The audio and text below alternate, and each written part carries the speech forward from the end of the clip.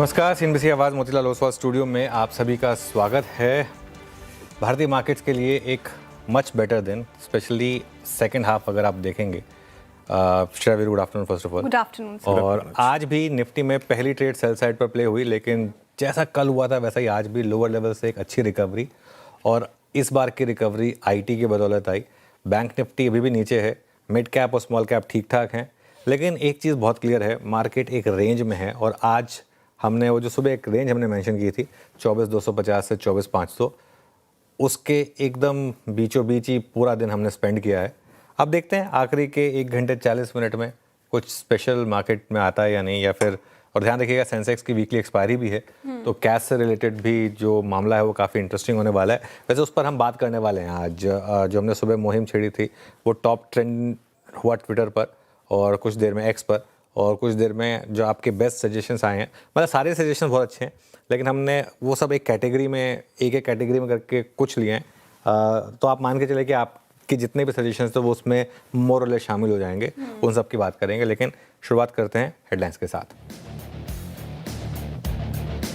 IT शेयरों के दम पर बाजार में दिखी रिकवरी, 24,400 के करीब निफ्टी, बैंक निफ्टी भी 300 पॉइंट से ज़्यादा, बैंक निफ्टी 300 पॉइंट से ज़्यादा फिसला।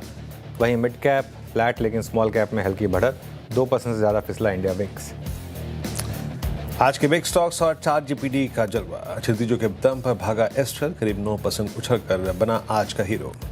वहीं शानदार रिजल्ट्स और एमएससीआई एंट्री की खबरों से लेंसकार्प में जोरदार तेजी कायम, साथ ही डबल डिजिट ग्रोथ के दम पर टाटा मोटर्स सीरी करीब 5% दौड़ा। उधर chart GPT share PNB housing में भी रफ्तार कायम। कमज़ोर बाजार में भी डिफेंस, एफएमसीजी और रियल्टी शेयरों में अच्छी खरीदारी, आधा से 1% ऊपर तीनों सेक्टर इंडेक्स। वहीं मेटल शेयरों में मुनाफा वसूली, 3% फिसल कर वायदा के टॉप लूजर बने नाल्को और हिंडाल्को। इस साल 1 जून से आदित्य बिरला ग्रुप के सभी 1 जून से प्रमोटर्स को चुकाएंगी ब्रांड रॉयल्टी। रेवेन्यू का 4.5% या फिर अधिकतम 225 करोड़ रुपए की होगी रॉयल्टी। खबर से हिंडाल्को, ग्रासिम और अल्ट्राटेक जैसी कंपनियों में 2 से 3% की गिरावट। अशोक लेलैंड, वोल्टास, एनएमडीसी समेत वायदा की 8 कंपनियों के कल आएंगे नतीजे, 59% बढ़ सकता है वोल्टास का मुनाफा, मार्जिन में भी सुधार संभव।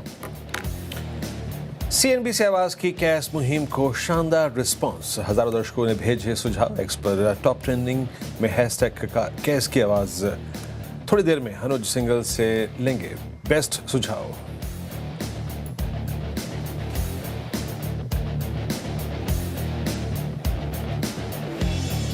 ओके, चलिए शुरुआत करेंगे फिर आज के शो की, और बहुत कुछ है। 2:20 के करीब हम डिस्कस करेंगे वो कैश वाला मामला, ठीक है ना। तब तक ऑब्वियसली थोड़ा मार्केट की बात करेंगे, टॉप ट्रेड्स लेंगे, उसके बाद हम वो कैश वाली बात भी करेंगे। लेकिन बाजार के लिए आज एक मिला जुला दिन है, मिला जुला दिन कहेंगे हम।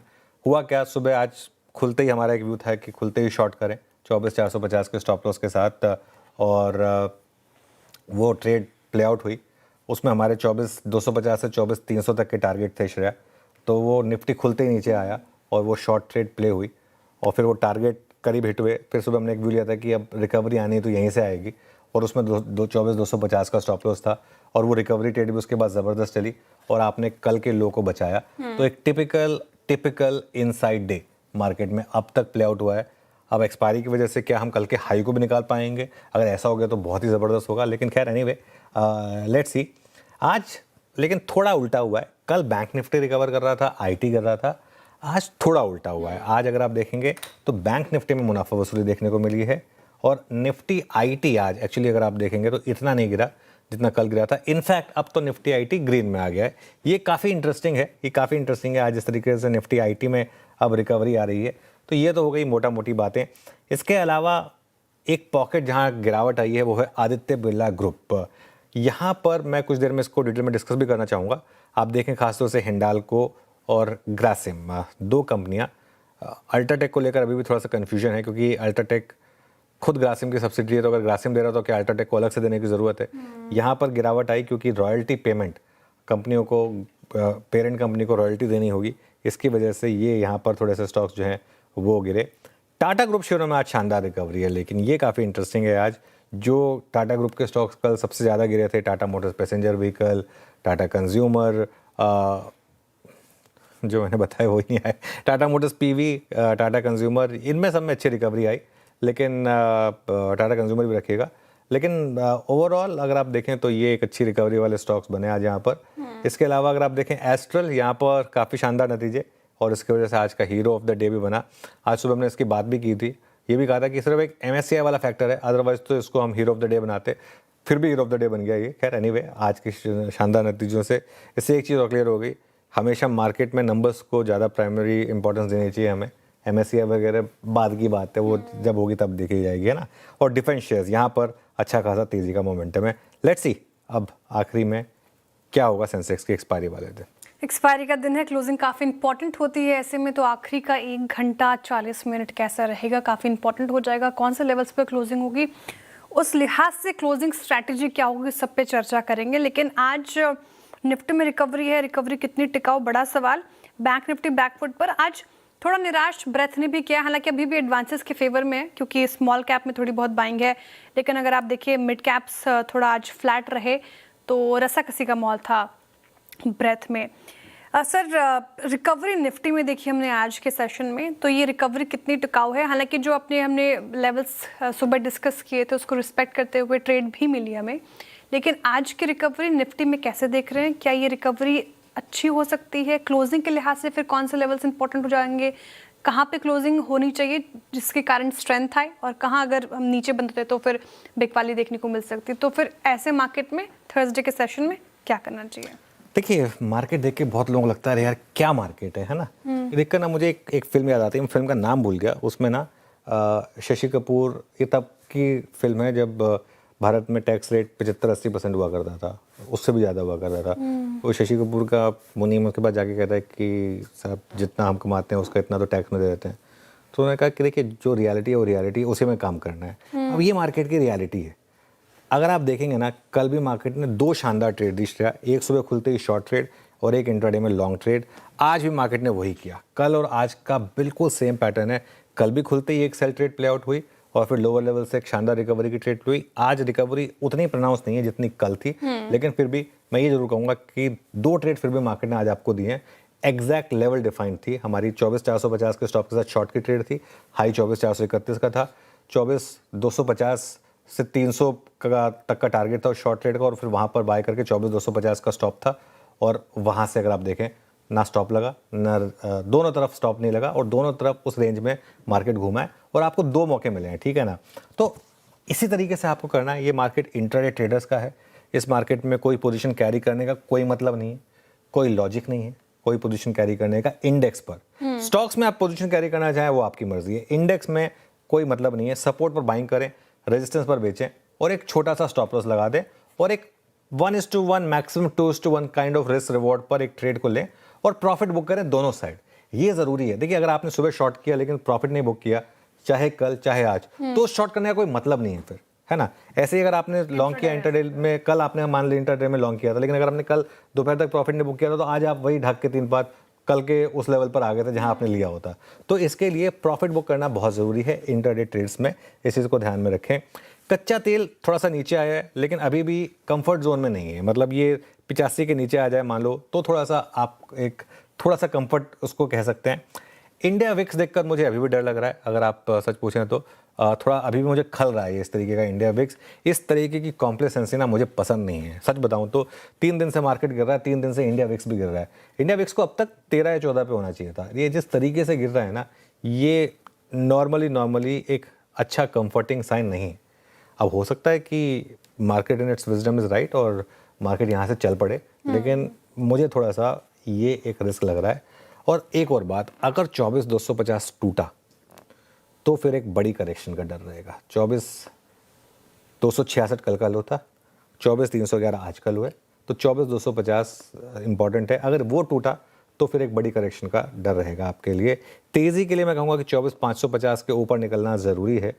स्टॉक स्पेसिफिक मौके भी अब काफ़ी कम हो गए हैं। ऑनेस्टली आज मुझे रफ्तार के घोड़े फिसड्डी स्टॉक्स बनाने में 5 मिनट लग गए। मिल ही नहीं रहे थे स्टॉक, कहाँ से ढूंढे, है ना।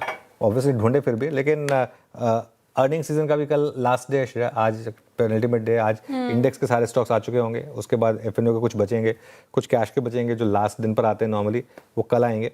तो वहाँ से भी थोड़े से आपके ट्रिगर्स कम होने शुरू हो जाएंगे। निफ्टी पर अप्रोच बहुत क्लियर है, 24,250 से 24,300 आपका सपोर्ट बैंड है, 24,400 से 24,450 आपके लिए रेजिस्टेंस बैंड है और इसी रेंज में मार्केट घूमा है। यही रेंज हमने सुबह डिस्कस की थी। बैंक निफ्टी की जहाँ तक बात है, बैंक निफ्टी पर सपोर्ट है 57,200 से 57,500 कल के लो और 200 डे मूविंग एवरेज के बीच का, और रेजिस्टेंस है आपकी 57,800 से 58,000। 57,800 आज का हाई था, 57,799। तो ये आपकी बैंक निफ्टी पर अप्रोच रहेगी। वीरो के पास चलते हैं आज के स्टॉक स्पेसिफिक एक्शन के लिए। वीरो, गुड आफ्टरनून, बताइए। गुड आफ्टरनून अनुज। मैं 4 स्टॉक्स रखूँगा अनुज, यहाँ पे एक तो बहुत ही स्ट्रॉन्ग है पीजी इलेक्ट्रोप्लास्ट। यहाँ पे स्टैट्स में दिख रहा था, और नहीं माफ़ी लीजिएगा, पीजी इलेक्ट्रोप्लास्ट नहीं, एपीएल अपोलो। जरा प्लीज़ रखिएगा, माफ़ी चाहूँगा शब्दों के लिए। डेरिवेटिव्स की ओवाई की शीट अगर आप देखें तो सबसे प्रभावशाली ओवाई इंटरेस्ट में अब तक ये स्टॉक शामिल है, 2056 पे ट्रेड करता हुआ। और एक मल्टी मंथ चैनल से अगर आप देखें तो ये स्टॉक निकला था 5 अगस्त को। उसके बाद इन 3-4 दिन के अंतराल के बाद इसमें फिर एक स्ट्रॉन्ग ओवाई एडिशन 3.5% का 2.25 लाख शेयर। कहने की बात यह है कि यहाँ पे अप्रैल 27 यानी ऑलमोस्ट 27, मतलब अप्रैल सीरीज का जब कॉन्ट्रैक्ट एक्सपायर हुआ था उस वक्त जो कोलैप्स आया था उस प्राइस को उसने रीगेन कर लिया है। एक मल्टी मंथ स्लोपिंग डाउन चल से स्टॉक बाहर निकलता हुआ बहुत स्ट्रॉन्ग तरीके से। दूसरा है डिफेंस में बीडीएल लेके आइएगा स्क्रीन पर। कुछ ऐसा ही, जो चार्ट पैटर्न मैंने यहाँ पे अभी एपीएल अपोलो का डिस्कस किया, कुछ ऐसा ही है। डिफेंस में बहुत स्ट्रॉन्ग हूँ मैं। कल एचएल, फिर सोलार, फिर बीएल। बीडीएल आपकी स्क्रीन पे इस वक्त जो आएगा करीब सितंबर 2025 से चली आ रही पूरी स्लोपिंग डाउनवर्ड चैनल को बाइसेक्ट करता हुआ 6.25% का लगभग 4.25 लाख शेयर का यहाँ पे एडिशन है। तो प्राइस बिल्डअप बहुत स्ट्रॉन्ग है यहाँ पर। और एक DLF, although crude at 90 rate sensitives के लिए बहुत एक कंफर्टेबल एनवायरनमेंट नहीं है, लेकिन फिर भी रियल स्टेट में अगर आप देखें तो आज कुछ बाइंग एफर्ट्स हैं, for instance Obra, realty and DLF. But DLF कर क्या रहा है? डीएलएफ अपने लगभग आप समझ लीजिएगा कि पूरी जुलाई और पूरी अगस्त के अब तक के सभी सेशंस, इन सब की अगर आप देखें रेंज के हाइज के जो क्लस्टर्स उसको तोड़ने की कोशिश करता हुआ सारे एवरेज के ऊपर ट्रेड कर रहा है। 3.4% का बिल्डअप, तो 3 स्टॉक्स पर नजर रहेगी। खैर, एक बार निफ्टी बैंक लेके आएगा अनुज। मैं देख रहा था कि आज के एक्सपायरी में भी ऑप्शन राइटर्स ने ग्रैब कर रखा है सेशन को। ऑप्शन राइटर्स का कन्विक्शन बहुत है अनुज, क्योंकि आप ये देखिए कि अब यूएस के पेरोल के आंकड़े भी आ गए, वहाँ के इन्फ्लेशन के आंकड़े आ गए, हमारे इन्फ्लेशन के आंकड़े आ गए, हमारा अर्निंग सीजन चला गया, क्रूड एट 90। इस जोन से ऐसा कौन सा इवेंट दिखाई दे रहा है अनुज जो हमें निकालेगा, या फिर अभी बाजार कुछ समय इसी रेंज में रहे, ऑप्शन राइटर्स को स्कोप दे, ऐसा लग रहा है आपको?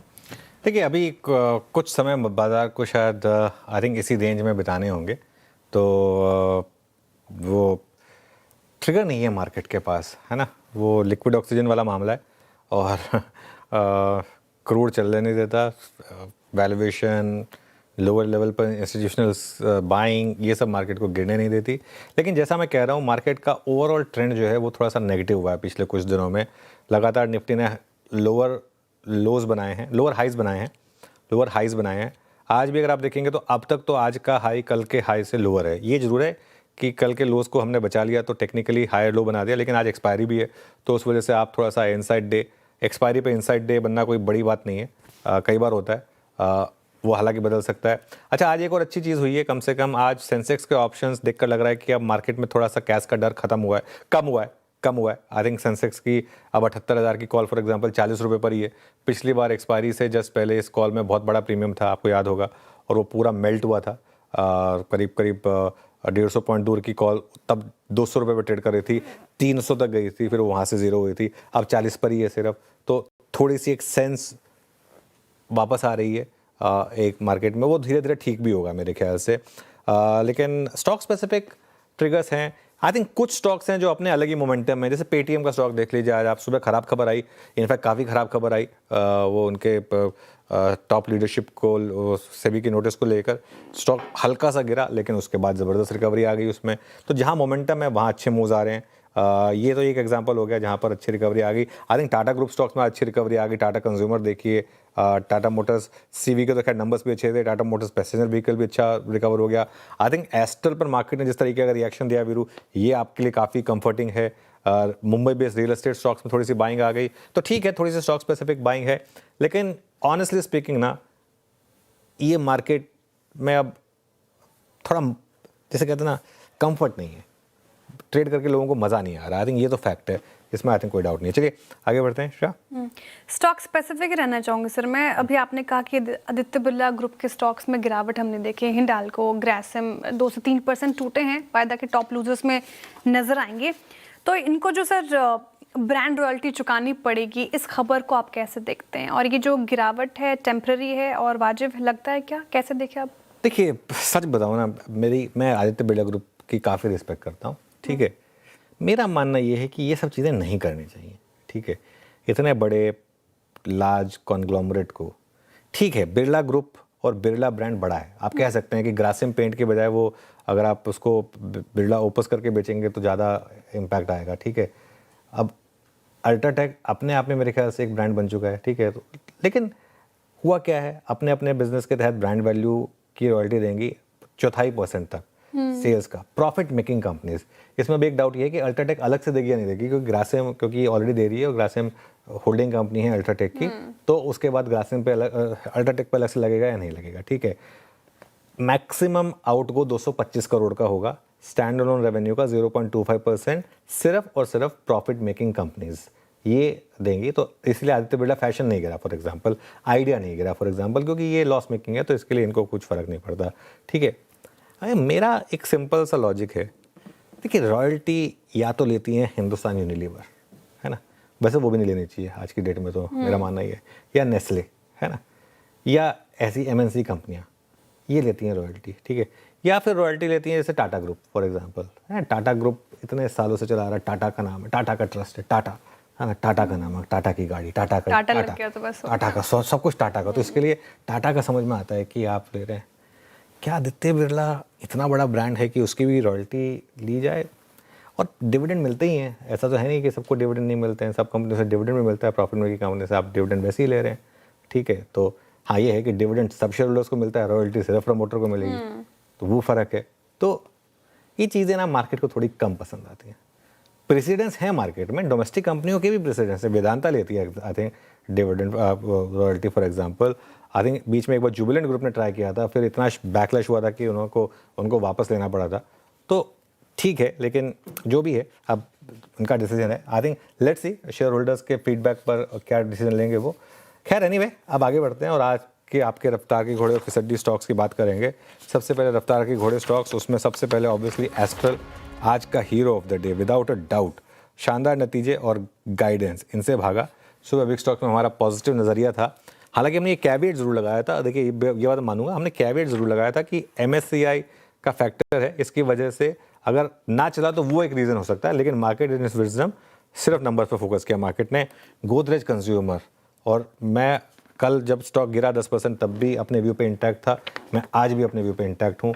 कल गोदरेज कंज्यूमर में एक लॉन्ग टर्म बॉटम बनने के काफ़ी चांसेस हैं, और नॉर्मली एक अंडर परफॉर्मिंग स्टॉक्स ऐसे ही बॉटम आउट होता है, और यहाँ से मुझे लग रहा है कि आई वोंट बी सरप्राइज, पुराने लेवल आने में टाइम लगेगा, लेकिन अगर अगले कुछ हफ्तों में ये वापस 1000-1100 तक आ जाए तो मुझे हैरानी नहीं होगी। Lodha, Oberoi realty, Mumbai based real estate stocks, इनमें अच्छी खासी तेज़ी आज आपको देखने को मिल रही है। लोधा खासतौर से करीब 2.5% ऊपर है, और टाटा मोटर्स कमर्शियल व्हीकल यानी कि TMC भी, ये कैश का स्टॉक है, अब ऑब्वियसली अच्छे नतीजों से भागा था। आज सुबह आवाज़ का बिग स्टॉक भी था। फिसड्डी स्टॉक्स इसमें है नाल्को, कल की रैली के बाद थोड़ी मुनाफा वसूली आई यहाँ पर। हिंडाल्को भी गिरा है, बट नाल्को ज़्यादा गिरा, तो नाल्को को लिया फिसड्डी। हिंडाल्को तो ऑब्वियसली थोड़ा सा ग्रुप कंपनी का एक इम्पैक्ट भी है उसकी वजह से। और इसके अलावा थायरोकेयर अगर आप देखें तो बड़ी ब्लॉक डील के बाद यहाँ पर थोड़ी सी गिरावट आई, तो इस वजह से ये एक और फिसड्डी स्टॉक आज आपको देखने को मिला। चलिए अब आगे बढ़ते हैं श्रेया, और आज के ट्रेंडिंग स्टॉक्स और कार्यक्रम का क्रम समझ लेते हैं। मार्केट प्रेशर में हालांकि रिकवरी देखी हमने निफ्टी में, लेकिन क्योंकि फिर भी इन रेड कारोबार कर रहा है, तो शुरुआत करेंगे गिरने वाले स्टॉक्स के साथ। कौन से स्टॉक्स में सबसे ज़्यादा प्रेशर देखने को मिला आज के सेशन में? हिंडाल्को, ग्रासिम, अल्ट्राटेक सीमेंट, अभी जो हमने खबर समझी आदित्य बिरला ग्रुप रॉयल्टी चुकाएगी तो उसका एक असर देखने को मिल रहा है। 3% हिंडाल्को टूट गया, निफ्टी का टॉप लूजर है। ICICI बैंक सुबह से कमजोर था, 1.5% यहाँ पर आपको नीचे कामकाज करता हुआ नजर आएगा। वायदा में अगर आप देखें तो बहुत सारे स्टॉक्स हैं जहाँ पर थोड़ा प्रेशर मिलेगा, इनफैक्ट ग्रासिम उसमें भी होगा। Zydus life, NALCO, tube investment, force motor भी देखें आप तो लगभग 3-4% की गिरावट इन सारे स्टॉक्स में देखने को मिल रही है। अब चढ़े कौन से स्टॉक्स हैं? टाटा कंज्यूमर दौड़ गया आज के सेशन में। कल सारे स्टॉक्स में थोड़ी प्रेशर देखने को मिली थी, लेकिन आज देखिए यहाँ पे खरीदारी होती हुई नजर आई है। तो 3% Tata consumer, Tata Motors passenger vehicle 1.5% ऊपर है, टेक महिंद्रा 1.5% ऊपर है और डिफेंस में अच्छी रैली है। तो BEL ने भी इस लिस्ट में अपनी जगह बनाई है, 1% से ऊपर है। एस्ट्रल नतीजे शानदार थे, स्ट्रीट ने किया है रिवॉर्ड 8.5% ऊपर। कॉनकॉर में सुबह से ही दमखम था, 4% ऊपर। APL अपोलो ट्यूब्स भागा 3% और लोधा डेवलपर्स भी आपको 2.5-3% ऊपर नजर आएगा, जहां पर अच्छी तेजी देखने को मिल रही है। तो ये ट्रेंडिंग स्टॉक्स की हमने चर्चा कर ली। अब समझाते हूँ कि कार्यक्रम में होगा क्या। तो हमारे साथ दमदार पैनल जुड़ा हुआ है। फंडामेंटल राय देने के लिए हमारे साथ होंगे JM फाइनेंशियल के आशीष चतुर्मोता जी। टेक्निकल कॉल्स लेंगे हम प्रकाश गाबा, मानस जायसवाल, सच्चिदानंद उत्तेकर, अमित सेठ, सोमिल मेहता और रुचित जैन से।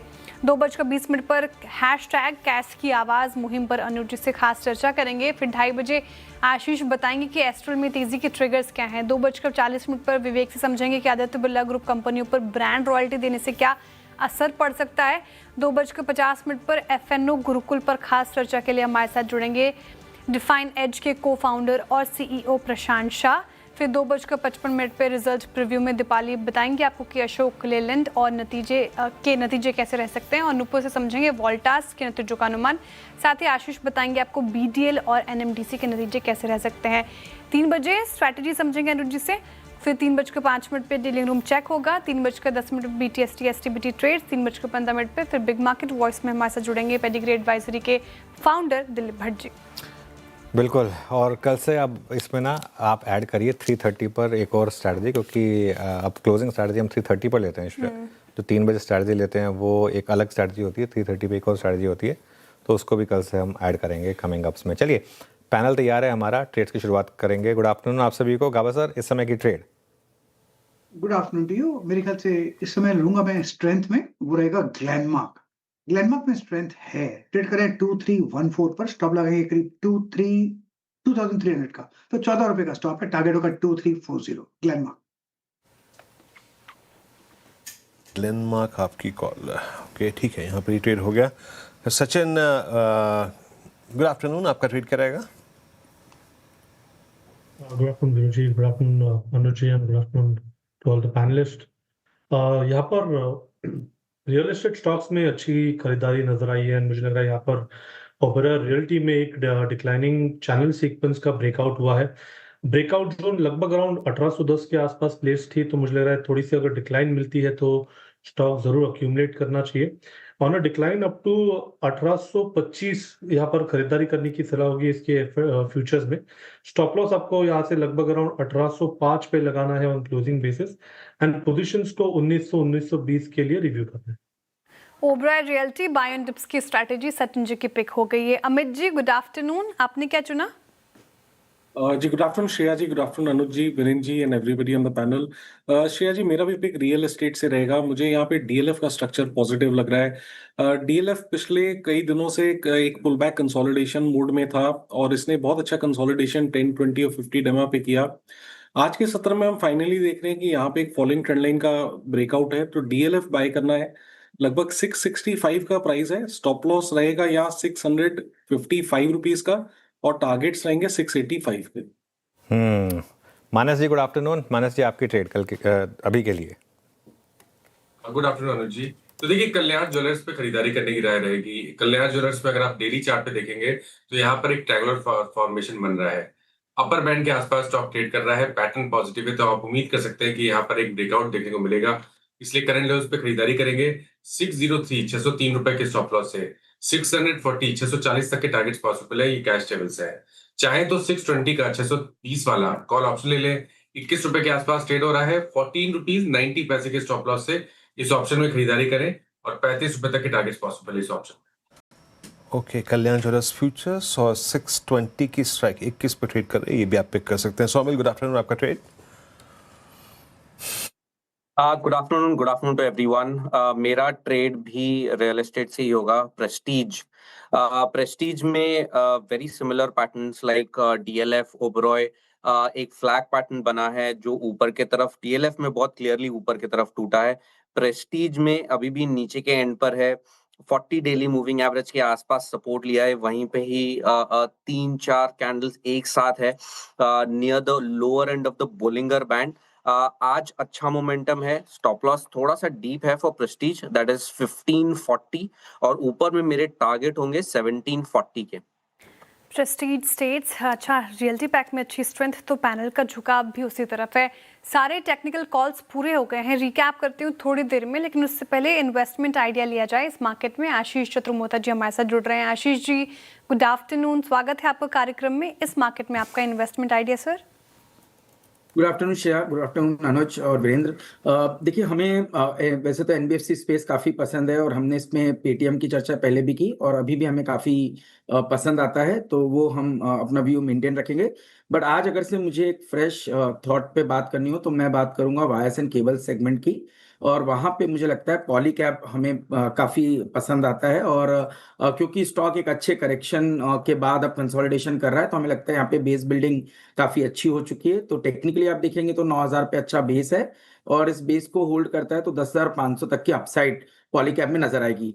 फंडामेंटली आप देखेंगे तो ये कंपनी एक बहुत बढ़िया केपेक्स साइकिल में जा रही है, जहां पे हमने देखा है कि फाइनेंशियल ईयर 30 तक कंपनी कहीं ना कहीं 6 से 7 हजार करोड़ रुपए का केपेक्स करेगी, और 90% ऑफ जो केपेक्स होगा वो वायर्स एंड केबल सेगमेंट में होगा, और बाकी जो 10% है वो बैकवर्ड इंटीग्रेशन के तौर पर कंपनी करेगी, जिसकी वजह से हमें लगता है मार्जिन प्रोफाइल कंपनी की बहुत ही स्टेबल रहेगी, और 12 से 13% की एबिटा मार्जिन हमें लगता है ये कंपनी मेंटेन करेगी। ये वायर्स एंड केबल्स की जो कंपनी है वो पूरी तरह से प्रॉक्सी है real estate, data centre, capex, manufacturing की जो पूरी साइकिल हम देख रहे हैं जहां पे बड़ी ग्रोथ आ रही है, उसका बहुत बड़ा benefit wires and cables companies को मिलेगा। और इसमें हमने पॉलीकैब और आरआर काबल की भी चर्चा आज से कुछ 3-4 महीने पहले की थी, तो ये दोनों स्टॉक हमें पसंद थे, पर आज के टॉप पिक में पॉलीकैब हमारी पसंदीदा पिक रहेगी।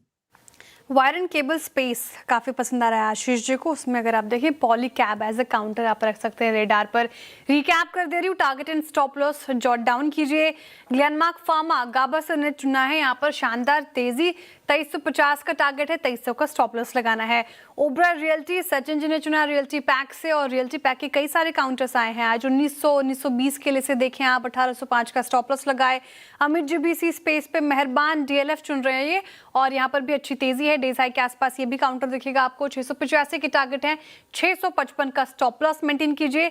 मानस जी ने कल्याण ज्वेलर्स चुना है, जहां पर तेजी निचले स्रोत से अच्छी रिकवरी देखने को मिल रही है, 640 के टारगेट हैं। अच्छा, 603 का स्टॉप लॉस। एक बार मुझे कॉल ऑप्शन वाला दिखा दीजिएगा, 620 कॉल ऑप्शन में पार्टिसिपेट करना है आपको, 35 का टारगेट है, और लगभग 15 रुपए का आपको स्टॉप लॉस मेंटेन करना है।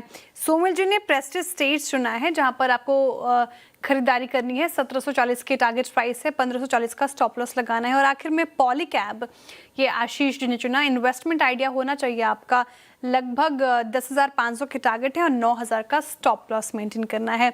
प्रेशर में अभी भी आपको निफ्टी और बैंक निफ्टी नजर आएगा, रिकवरी हालांकि हुई है निफ्टी में, लेकिन स्मॉल कैप रखिएगा एक बार स्क्रीन पर, और स्मॉल कैप लगभग 0.5% अप है आज के सेशन में। सर, हमने म्यूचुअल फंड्स के आंकड़े भी देखे, और जिस तरीके से रुझान स्मॉल कैप में देखने को मिला, 39% जंप देखने को मिला, तो स्मॉल कैप में अगर इन्वेस्टमेंट करनी हो और स्मॉल कैप में स्टॉक चुनना हो तो कौन से पैरामीटर्स देखने चाहिए? आई थिंक इस बार का जो अर्निंग सीजन हुआ है उसमें आप देख लें श्रेया, जहाँ पर आपको नंबर्स अच्छे लगे और मैनेजमेंट की कमेंट्री पॉजिटिव हो, वहाँ पर आप बाय करें। मीनवाइल मैं थोड़ी देर में बात करूँगा इस पर। जुबिलेंट फूड के नंबर आ रहे हैं, number purely in line with estimate हैं। अब तक जो 2 नंबर आए हैं, मुनाफा 70 करोड़ का है, करीब 73 करोड़ का अनुमान था, और इसके अलावा आप लेकर आइए एक बार जरा सेल्स का आंकड़ा, 1849 करोड़ का सेल आया, 1840 करोड़ का अनुमान था। अब 2 नंबर्स और यहाँ पर देखने होंगे, एक होगा like for like growth Domino's की, और दूसरा होगा एबिटा नंबर। आई थिंक सारे नंबर इन लाइन हैं। एबिटा 360 करोड़ 366 करोड़ का अनुमान था, तो कुल मिलाकर चलिए in line with estimated number आए हैं श्रेया, कोई बहुत ज़्यादा है नहीं यहाँ पर डिस्कस करने के लिए। जुबिलेंट फूड चला भी था, ये नतीजों से पहले भी एक तरफा भागा था, याद होगा आपको। एक अगर आप इसका 1 वीक का या फिर 1 महीने का चार्ट रखेंगे स्क्रीन पर तो दिखेगा। अभी तो फिलहाल फ्लैट कारोबार देखिए, लगभग 14 दिन में, 1 महीने में, 14 डेज का रखिए चार्ट जो रखा था आपने, अच्छी तेज़ी हमने देखी थी, वहाँ पर 11-12% भागा है। लेकिन जो हम चर्चा कर रहे थे कि CNBC आवाज़ की कैश मुहिम को शानदार रिस्पॉन्स मिला है, और सुबह से हजारों दर्शकों ने अपने सुझाव भेजे हैं और आलम यह है कि हैशटैग कैस की आवाज़ एक्स पर टॉप ट्रेंडिंग में है इनफैक्ट। तो सर एक तो सबसे पहले आप बधाई के पात्र हैं कि आपने ये मुहिम छेड़ी और इस कड़ी में अगर आप देखें तो लाखों लोगों ने पार्टिसिपेट किया और मैंने भी जब हैशटैग कैस की आवाज़ में देखा तो इतने सारे सवाल थे। ये सबसे ज़्यादा क्या ट्रेडर्स की मांग है? देखिए मैं एक चीज़ बताऊँ ना, हम at the end of the day हम क्यों ये नौकरी कर रहे हैं या क्यों हम इस फील्ड में हैं, किन की वजह से हैं? हमारे दर्शकों की वजह से। कौन है हमारे दर्शक? लेट्स फेस इट, 80 to 90% जो है ना हमारे, पहले थोड़ा वो सब जो ट्रेंड हो रहा था उसके अगर 1-2 वीडियोस दिखाते तो थोड़ा बेटर रहता। उसमें देखिए 80 to 90% जो हमारे हैं वो सब हमारे at the end of the day viewers हैं, है ना, हमारे ट्रेडर्स हैं जो 80 to 90% हैं। तो उनकी मांग थी और इसका ट्रिगर कहाँ से आया, पहले तो ये ज़रूरी समझना इसका ट्रिगर कहाँ से आया। और मैं सेबी चेयरमैन की दाद दूंगा क्योंकि मैंने हमेशा कहा है करंट सेबी चेयरमैन के लिए कि उनका जो रवैया है ना वो बहुत ही शानदार है। वो माई वे और हाईवे वाला रवैया नहीं है। उन्होंने हमेशा कहा है कि कल भी उन्होंने कहा कि आप सजेशन दीजिए और अगर आप सजेशन देंगे तो फिर हम उस पर इम्प्लीमेंट करेंगे। तो ये कारण था कि हमने सोचा कि क्यों ना एक मुहिम चलाई जाए, ठीक है ना। अब मैं एक चीज़ और अपफ्रंट क्लियर कर देता हूँ, हमारी इस मुहिम का मतलब ये नहीं है कि हम कैश को कंप्लीटली डिबंक कर रहे हैं। Cash in itself is not bad, ठीक है, लेकिन क्या उसमें कुछ चीज़ें हैं जिनको ट्वीक करने की ज़रूरत है और यही बात सेबी चेयरमैन ने कही थी। और इसी वजह से ऐसे आखिरकार क्या ट्वीट्स हो सकते हैं। देखिए अब ऑनेस्टली स्पीकिंग हम तो कमेंटेटर्स हैं, हम तो ट्रेडिंग करते नहीं है, तो हमें तो पता नहीं है कि ट्रेडर्स क्या चीज़ें फेस करती होंगी, तो है ना। लेकिन एक चीज़ क्लियर थी, मैं पिछले एक हफ्ते से देख रहा था, इन जनरल जो हमने लाइन ली है मोर और लेस ट्रेडर्स उससे सहमत थे कि हाँ थोड़ा सा इसमें ट्विक्स करने की ज़रूरत है। तो सबसे पहले तो मैं इस बारे में बात करना चाहता था कि हमने ये आखिरकार किया क्यों है, ठीक है ना। उसके बाद मैं आऊँगा कि क्या क्या रिस्पॉन्सेज मिले, लेकिन सबसे इंपॉर्टेंट जो चीज़ थी ना कि हमने क्यों किया और ये करने का हमारा कारण क्या था, यही कारण था, मैंने वो रील भी बनाई थी। और एक चीज़ मैं यहाँ पर अपफ्रंट बोलना चाहता हूँ, देखिए जैसा आपने कहा हमको 1000 से लेकर 2000 के करीब रिस्पॉन्स आए होंगे, ठीक है, कंजर्वेटिवली। सबको हम नहीं इंक्लूड कर सकते, ना ही मैनुअली पॉसिबल है सबको रिप्लाई करना, लेकिन हमने पढ़े सबके हैं और हमने किया क्या है, हमने सबको एक अलग अलग ब्रांचेस में कोलेट किया। मतलब देखिए अब एक ही चीज़ को कई लोग 20 तरीके से कहते हैं, लेकिन वो कहने का मतलब एक ही होता है, तो वो उनको हमने एक पर्टिकुलर ब्रांच में कोलेट किया। ऐसे कुल मिला के 6 या 7 सजेशंस हैं, जो 6 या 7 सजेशन हैं जिनको हमने कोलेट किया है। और ये 6 और 7 सजेशन जो हैं ये हम अभी डिस्कस करेंगे और उसके बाद फिर हम ये 6 और 7 सजेशन जो हैं ये हम सेबी को भी भेजेंगे कि ये हमारे व्यूअर्स का सजेशन है। ऑब्वियसली सभी के पास खुद भी आए होंगे वो सजेशंस, ऐसा नहीं है, और आई एम श्योर कि वो देखते भी होंगे। तो उसके बाद फिर आई एम श्योर कि सभी इन सुझावों को देखेंगे और उसके बाद फिर उसके हिसाब से करेंगे और इस पर हम आगे भी प्रोग्रामिंग करते रहेंगे। पहले जैसे कि हमने इन सुझावों को इनवाइट किया है ना, ये मुहिम चलाई, इन प्रिंसिपल कैश को लेके थॉट्स क्या थे, उसके इंग्रेडिएंट्स में बाद में आऊंगा। फर्स्ट चीज है कि इन प्रिंसिपल आपने क्लोजिंग को छेड़ा है ना, आपने वर्ल्ड वाइड जो एक सिस्टम जो है वो इन प्लेस है उसको अपनाया। इन प्रिंसिपल कैश को लेके थॉट्स क्या थे पहले तो? देखिए वीरू, मेरा ये आई थिंक मेरे लिए कहना थोड़ा टफ होगा और मैं आई थिंक इस पोजीशन में भी नहीं हूँ, लेकिन एक क्लोजिंग वॉलेटिलिटी हटाने की आई थिंक बात हुई थी और एक सही क्लोजिंग प्राइस पर अराइव होने की आई थिंक बात हुई थी। बिग प्लेयर्स ज़्यादा एडवांटेज ना उठाएं, आई थिंक उसकी बात हुई थी। तो ये आई थिंक कुछ कारण हो सकते हैं जिस वजह से मैं अगेन कह रहा हूँ कि अगर आप देखें, और एक कारण ये भी हो सकता है अगर आगे जाकर सेकेंड हाफ ऑफ ट्रेडिंग की बात चल रही हो, जिसमें अब जैसे फ्यूचर्स और ऑप्शंस की ट्रेडिंग 330 to 340 चलती रहेगी, ठीक है, क्या इसको 340 से आगे ले जाकर 5 बजे तक ले जाने का एक प्लान है? पहले आपको याद होगा बीच में एक बात हुई थी कि आगे ट्रेडिंग एक्सटेंड करने की, तो उसमें मेन ये था कि नहीं आप कैश की ट्रेडिंग मत करिए लेकिन फ्यूचर्स की ट्रेडिंग चलते रहने दीजिए। तो क्या उससे रिलेटेड है? आई थिंक ये एक फैक्टर हो सकता है। जो भी है, चलिए अब मैं आता हूँ जो सजेशंस आए हैं, ठीक है, एक एक करके आता हूँ। सबसे ज़्यादा जो लोगों ने कहा है ना, जो 2-3 चीज़ें कही हैं कि ऑप्शन एक्सपायरी को कैश से डीलिंग किया जाए, ये आई थिंक नंबर 1 सजेशन है जो ज़्यादातर लोग कह रहे हैं, जो सुझाव आए हैं रख दीजिए प्लीज़ सुझाव। तो वो सबसे पहला सुझाव है कि यहाँ पर तो थोड़े से ट्वीट्स भी चलाते रहिए और हाँ दोनों करते रहिए। तो सबसे पहला मेन ये है कि ऑप्शंस एक्सपायरी को कैसे डीलिंग किया जाए, ये पहला सजेशन आया है। इसी में फिर 2-3 सजेशन इसी को मिलाकर हैं कि ऑप्शंस की एक्सपायरी 3:15 बजे ही कर दी जाए।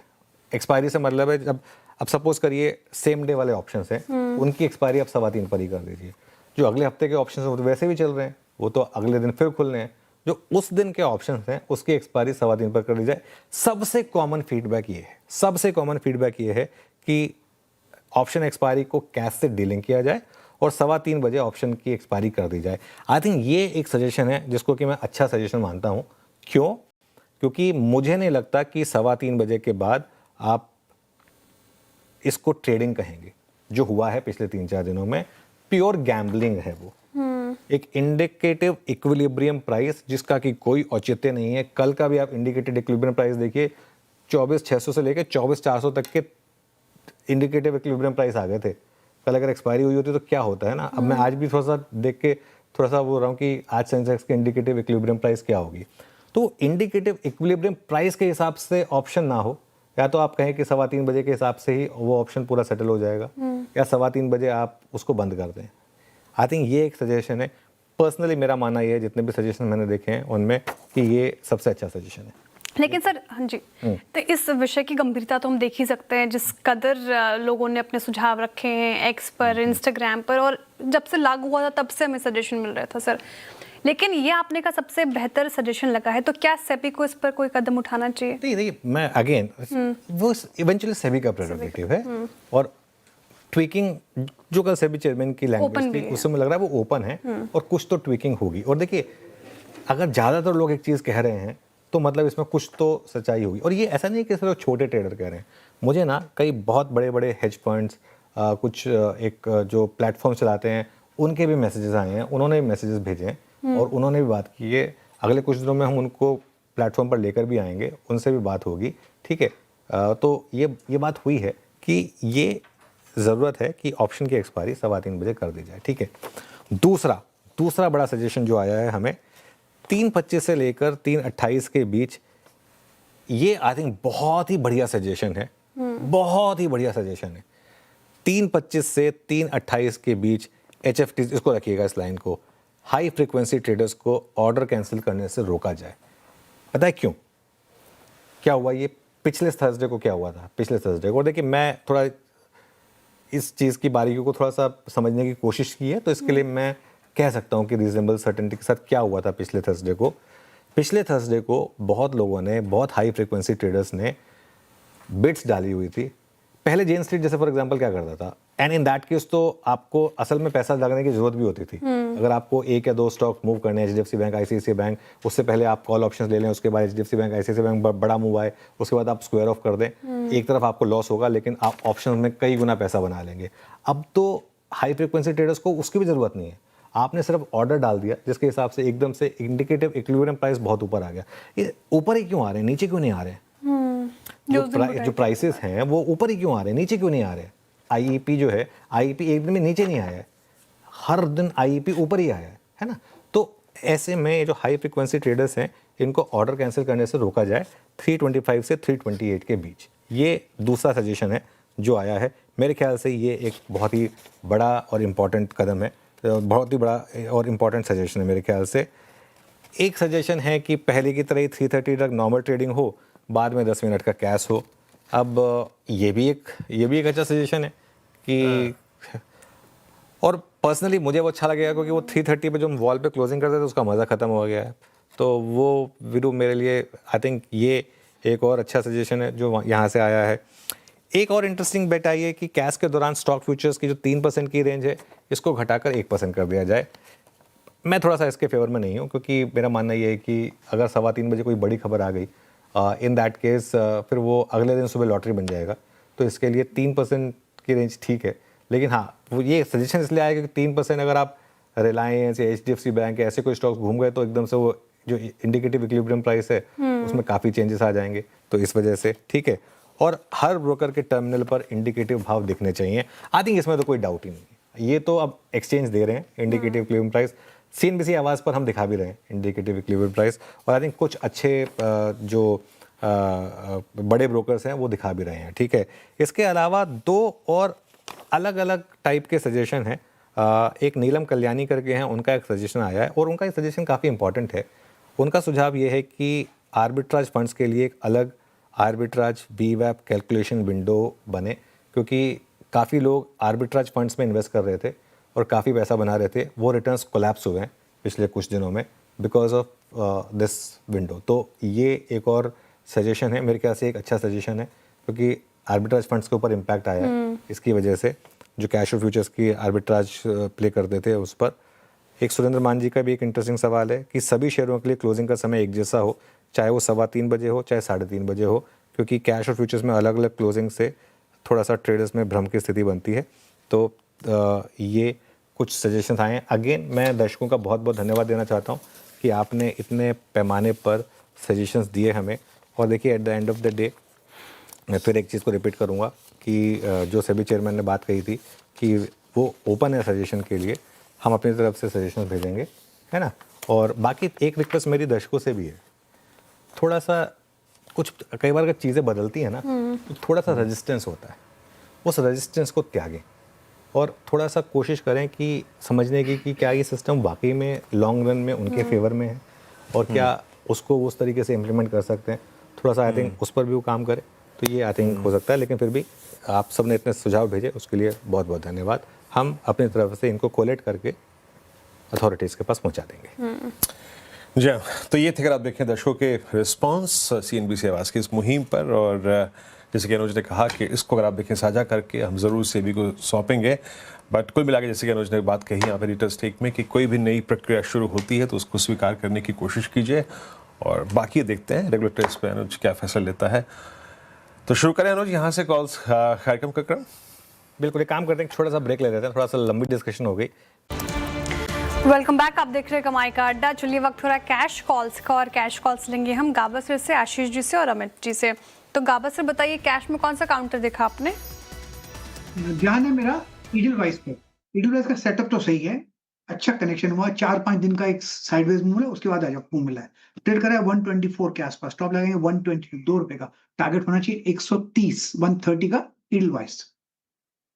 ईडलवाइस ये हो गई गाबा सर की पिक। आशीष, आपकी पिक क्या होगी गुड आफ्टरनून कैश में?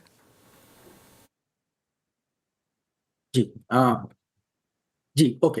तो अनुज देखिए, हमें डिफेंस स्पेस में डेटा पैटर्न्स काफ़ी अच्छा लगता है। ये कंपनी काफ़ी अच्छी ग्रोथ फेज में है और इलेक्ट्रॉनिक सेगमेंट में सोल्यूशन प्रोवाइडर में इंटीग्रेटेड प्लेयर है। मार्जिन प्रोफाइल कंपनी की बहुत ही बेहतरीन है, करीब करीब 40% की एबिटा मार्जिन कंसिस्टेंसी के साथ ये कंपनी बना रही है। और पिछले 3 सालों में हमने देखा है कि इसकी जो टॉप लाइन ग्रोथ है वो 27% से बढ़ रही है और यही प्रॉफिट ग्रोथ आ रही है। तो हमें लगता है कि एक बहुत ही कंसिस्टेंट प्ले पूरे डिफेंस स्पेस में डेटा पैटर्न देखने को नजर आएगा। टेक्निकली भी आप देखेंगे तो पिछले 3 महीनों से कंसोलिडेशन चल रहा है और अब एक कंसोलिडेशन का बेस 4400 पे बन चुका है। इस बेस को स्टॉक होल्ड करता है तो 5000 तक की एक अपसाइड हमें लगता है डेटा पैटर्न्स के स्टॉक में देखने को नजर आ सकती है। ओके, डेटा पैटर्न्स करीब 4529 पे आपका बाय कॉल। अब चलते हैं अमित जी के पास। अमित जी, आप क्या पिक कर रहे हैं? वीरेंद्र जी, मैं रेडिंगटन के साथ जाऊंगा। यहाँ पे लगभग 330 के लेवल्स में हमने एक ब्रेकआउट देखा था और फिलहाल जिस हिसाब से प्राइस एक्शन है, it is a breakout retest का पैटर्न है यहाँ पे। तो लगभग 345 का प्राइस है, 337 का स्टॉप लॉस रहेगा और 360 के टारगेट्स रहेंगे रेडिंगटन में। पेज इंडस्ट्रीज के नंबर्स आ रहे हैं और अब समझ में आ रहा है कि क्यों ये स्टॉक इतने दिनों से वीकनेस दिखा रहा था। एक हफ्ते का चार्ट लेकर आइएगा इसका। पहले तो आज का चार्ट देखें पेज इंडस्ट्रीज का, आज कोलैप्स हुआ, लेकिन एक हफ्ते का चार्ट देखें। आज हम सुबह बात कर रहे थे इसके, है ना श्रेया, कि 40,000 से ये स्टॉक टूटा है पिछले कुछ दिनों में और 7.5-8% आ चुका है। 8% की ग्रोथ आई है, जबकि मार्केट एक्सपेक्ट कर रहा था करीब करीब 15% की ग्रोथ था। तो इस वजह से अब ये इंटरेस्टिंग होगा देखना कि अब ये सब कुछ भाव में है या नहीं है। मार्जिन भी 20.4% पर है, जबकि 22% का अनुमान था। तो लेट्स सी, ऑलरेडी काफ़ी गिर चुका है स्टॉक एक्चुअली। तो पता नहीं, मुझे कई बार ना कि स्टॉक्स, इंस्टीट्यूशनल स्टॉक्स जो होते हैं ना, पहले करके उसके बाद ख़राब नंबर पे घूम भी जाते हैं, यू नेवर नो। बट अभी के लिए नंबर जो है थोड़े से ऑन फेस ऑफ इट आपको थोड़ा सा डिसअपॉइंटेड लगेंगे। मीनवाइल जब हम कैश की डिस्कशन कर रहे थे ना, तब सोलार इंडस्ट्रीज़ के नंबर्स फ्लैश हो रहे थे और वो नंबर्स बहुत ही ज़बरदस्त थे। सुबह से सोलार इंडस्ट्रीज़ पर पैनल ने ट्रेड भी ली थी और ये देखिए स्टॉक अब डे हाई पर आपको ट्रेड करता हुआ दिखाई देगा 19,600 पर। मुझे याद नहीं सुबह हमने ट्रेड किसे लिए थे, लेकिन मैं एक बार रिविजिट करूंगा सोलार इंडस्ट्रीज़ को। गावा सर आप देखिए चार्ट सोलार का 19,600 पर, अब क्या भी होगा इस पर? इसमें अच्छा आपको मिला है, इनफैक्ट अच्छा ब्रेकआउट मिला है 19,000 के आसपास और 20,000 का एक नॉर्मल टारगेट है मेरे ख्याल से वहां तक आना। ये स्टॉक मेरे ख्याल से आज मेरा मॉर्निंग का कॉल था, सोलार इंडस्ट्रीज टारगेट तो अचीव हो गया 19,500। उसके बाद मैंने कहा था कि शायद 20,000 भी जा सकता है, बिल्कुल 20,000 भी पार कर सकता है, बट 20,000 एक रीजनेबल है। यहाँ पर प्रॉफिट बुकिंग थोड़ी आ सकती है, but so far looks good to me Solar Industries. Okay, Solar Industries गावासर की कॉल थी मॉर्निंग की और शानदार तेजी देखिए किस तरीके से वर्टिकल राइज 5% नतीजों के बाद यहाँ पर मूव आता हुआ। अब हमारे साथ शो में रुचित जी भी जुड़ रहे हैं। रुचित जी स्वागत है आपका कार्यक्रम में, गुड आफ्टरनून। इस वक्त की ट्रेड क्या होगी आपकी? Very good afternoon. पर डिफेंस स्पेस से ही पारस डिफेंस के स्ट्रक्चर काफी स्ट्रॉन्ग नजर आ रहे हैं। हम लोग पिछले कुछ दिनों में कंसोलिडेशन हुआ है, वो पूरे कंसोलिडेशन में स्टॉक ने अपने 20 डे में पे एक सपोर्ट बेस बनाया है और एक अच्छे अपमूव का रिजम्पशन हम यहाँ से नियर टर्म में एक्सपेक्ट कर रहे हैं। तो करंट लेवल्स पे 1290 के स्टॉप लॉस के साथ पारस डिफेंस में खरीदारी कर रही 1400 के अराउंड के टारगेट्स ये स्टॉक में आ सकते हैं। चलिए अब एक काम करते हैं, आगे बढ़ते हैं। नतीजों के बाद एस्ट्रल में आज फराटा रफ्तार है, 8% चढ़कर हीरो ऑफ द डे बना है। क्यों आखिरकार समझते हैं आशीष से। आशीष गुड आफ्टरनून बताएं। Good afternoon. बड़ी स्ट्रॉन्ग अर्निंग्स यहाँ पर देखने को मिली। दरअसल आप देखें तो मार्केट को ज़्यादा उम्मीद नहीं थी कि परफॉर्मेंस अच्छी हो जाएगी, लेकिन इंडस्ट्री के मुकाबले परफॉर्मेंस काफ़ी बढ़िया रही है। अब मैं आपको पहले नंबर्स बताता हूँ। रेवेन्यू में देखिए 16% का सर्ज है, एबिटा 23% बढ़ा। मार्जिन्स मार्केट अनुमान लगा रहा था कि 14.6% के देखने को मिलेंगे, स्लाइटली बेटर है 14.7% के आसपास। मुनाफे का आंकड़ा भी देखें तो तकरीबन 116 करोड़ का अनुमान था, 120 करोड़ का आंकड़ा है, यानी नंबर्स आप देखें बेटर देन एस्टिमेट्स यहाँ पर देखने को मिले। लेकिन खास बात है कि मैनेजमेंट ने FY27 के लिए जो मार्जिन की गाइडेंस है इससे बरकरार रखा है। पाइप्स के लिए मार्जिन की गाइडेंस इनकी 16 से 18% की है। इंडिया अडेसिव सेगमेंट में 15% है, यूके अडेसिव सेगमेंट में देखें तो 8 से लेकर 10% और पेंट्स में लो सिंगल डिजिट के मार्जिन्स की गाइडेंस यहाँ पर दी गई है। लेकिन एक और बात साथ में मैनेजमेंट ये भी कह रहा है कि अगर यहाँ से सिनेरियो थोड़ा सा इंप्रूव होता है तो हो सकता है कि अपनी गाइडेंस में बदलाव भी करें। इसको लेकर मार्केट थोड़ा सा उत्साहित नज़र आ रहा है। अब खास बात अगर आप देखें तो ये भी नज़र आ रहा है कि मार्केट का इन्होंने फीडबैक लिया और जो डीमर्जर का प्लान कर रहे थे उसको हटा दिया, तो ये भी अपने आप में एक स्टॉक के लिए काफ़ी बड़ा पॉजिटिव हो जाता है। ब्रोकरेज हाउस की तरफ से रिपोर्ट्स आई हैं, CLSA ने होल्ड की रेटिंग दी, टारगेट 1490 रुपये का दिया और ये बता रहे हैं कि अब Q2 के लिए काफ़ी अच्छा आउटलुक यहाँ पर नज़र आ रहा है। पाइपिंग बिजनेस में ग्रोथ काफ़ी बढ़िया, तकरीबन 40% की देखने को मिली। डिमांड में रिकवरी है और चैनल रीस्टॉकिंग का फ़ायदा इस बार देखने को मिला।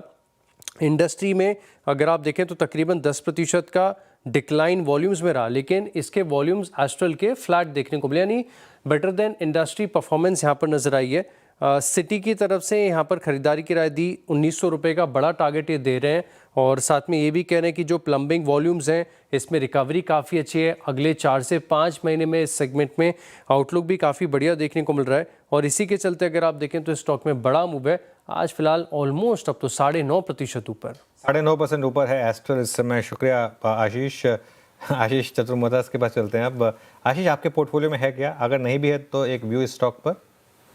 तो नहीं अनुज, हमारे पोर्टफोलियो में नहीं है और पिछले 3-4 सालों में हमने देखा था कि ग्रोथ पे काफी चैलेंज हमें देखने को नजर आ रहा था। रॉ मटेरियल वोलेटिलिटी काफी बड़ी थी, कुछ डिवर्सिफिकेशन कुछ सेगमेंट्स में इन्होंने किया था तो उसके भी केपेक्स चल रहे थे और वो नंबर्स का रिफ्लेक्शन नहीं आया था, तो मार्केट ने इस चीज को थोड़ा सा वेट एंड वॉच में डाला। हालांकि क्वालिटी ऑफ कंपनी बहुत ही बेहतरीन है और हमने देखा कि जो बहुत ही स्ट्रांग ROC प्रोफाइल इस कंपनी ने अपने अच्छी साइकिल में मेंटेन की है। और अब क्योंकि हमें लगता है कि थोड़ा सा PVC की एक वोलेटिलिटी कहीं ना कहीं स्टेबलाइज हो रही है, तो उसका रिफ्लेक्शन इनके नंबर्स में आना शुरू हो चुका है। वॉल्यूम्स दूसरे सेगमेंट में भी, प्लम्बिंग और दूसरे सेगमेंट में भी, पाइप्स में भी हमें देख रहे हैं अच्छी ग्रोथ देखने को नजर आ रही है।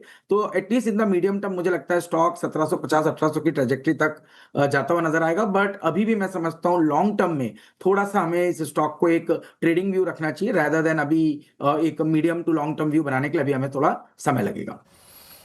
जी, मैं आज 12 बजे इसकी मैनेजमेंट से मुखातिब हुआ, बातचीत कर रहा था मैं। बहुत स्ट्रॉन्ग कमेंट्री दी थी, बहुत स्ट्रॉन्ग विजन था और एक स्पेशली प्लम्बिंग सेगमेंट में इन्होंने इंडस्ट्री को आउट परफॉर्म किया है। शानदार numbers, outlook, vision strong, margins को लेकर भी बहुत स्ट्रॉन्ग था। वो एक कारण है स्टॉक 10% ऊपर है। मीनवाइल आप लेके आइए जरा प्लीज़ 361 वैम और मानस जरा इसको एक बार देखिएगा प्लीज़। डॉक्टर साहब इसकी 1200 की कॉल रखिएगा, 361 वैम की 1175 डे हाई पर। और अब ये आप समझिएगा कि एक पोजीशन है कि 1.5-2 साल के स्विंग जो चैनल है उसको काटने की तैयारी करता हुआ मानस 1175 एक बार कॉल रखेंगे डॉक्टर साहब। अगर उसमें थोड़ा सा ओआई हो तो उसको देखना चाहूँगा मैं। क्या प्रोजेक्शन है मानस आपका यहाँ पर? इस कॉल में करीब 3% 4% का बिल्डअप है, 6.25 लाख एक्टिविटी बढ़ी है इस स्टॉक में। तो देखिए जनवरी 2025 के हाईज को कनेक्ट करते हुए जो पिछले 3 हाईज बने हैं उसको कनेक्ट करते हुए ट्रेंड लाइन बनाए, तो ऐसा लग रहा है कि स्टॉक अब एक ब्रेकआउट देने के लिए तैयार है। और अगर यहाँ पर ब्रेकआउट देखने को मिल गया तो शायद आपको 1190 रुपए के ऊपर 200 रुपए की रैली देखने को मिल सकती है।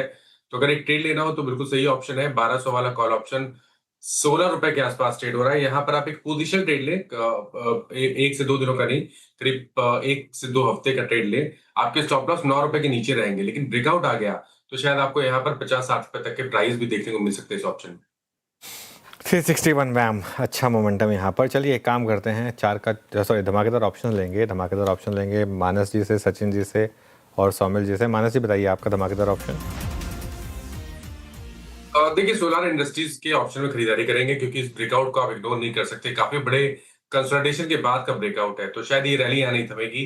20,000 वाला कॉल ऑप्शन जो 540 रुपए पे ट्रेड हो रहा है उसमें खरीदारी करने की राय रहेगी। स्टॉप लॉस आपको 249 के लगाने हैं और टारगेट आपको 1000 के सेट करना है। सोलर इंडस्ट्रीज, सोमिल जी आपने क्या देखा ऑप्शंस में?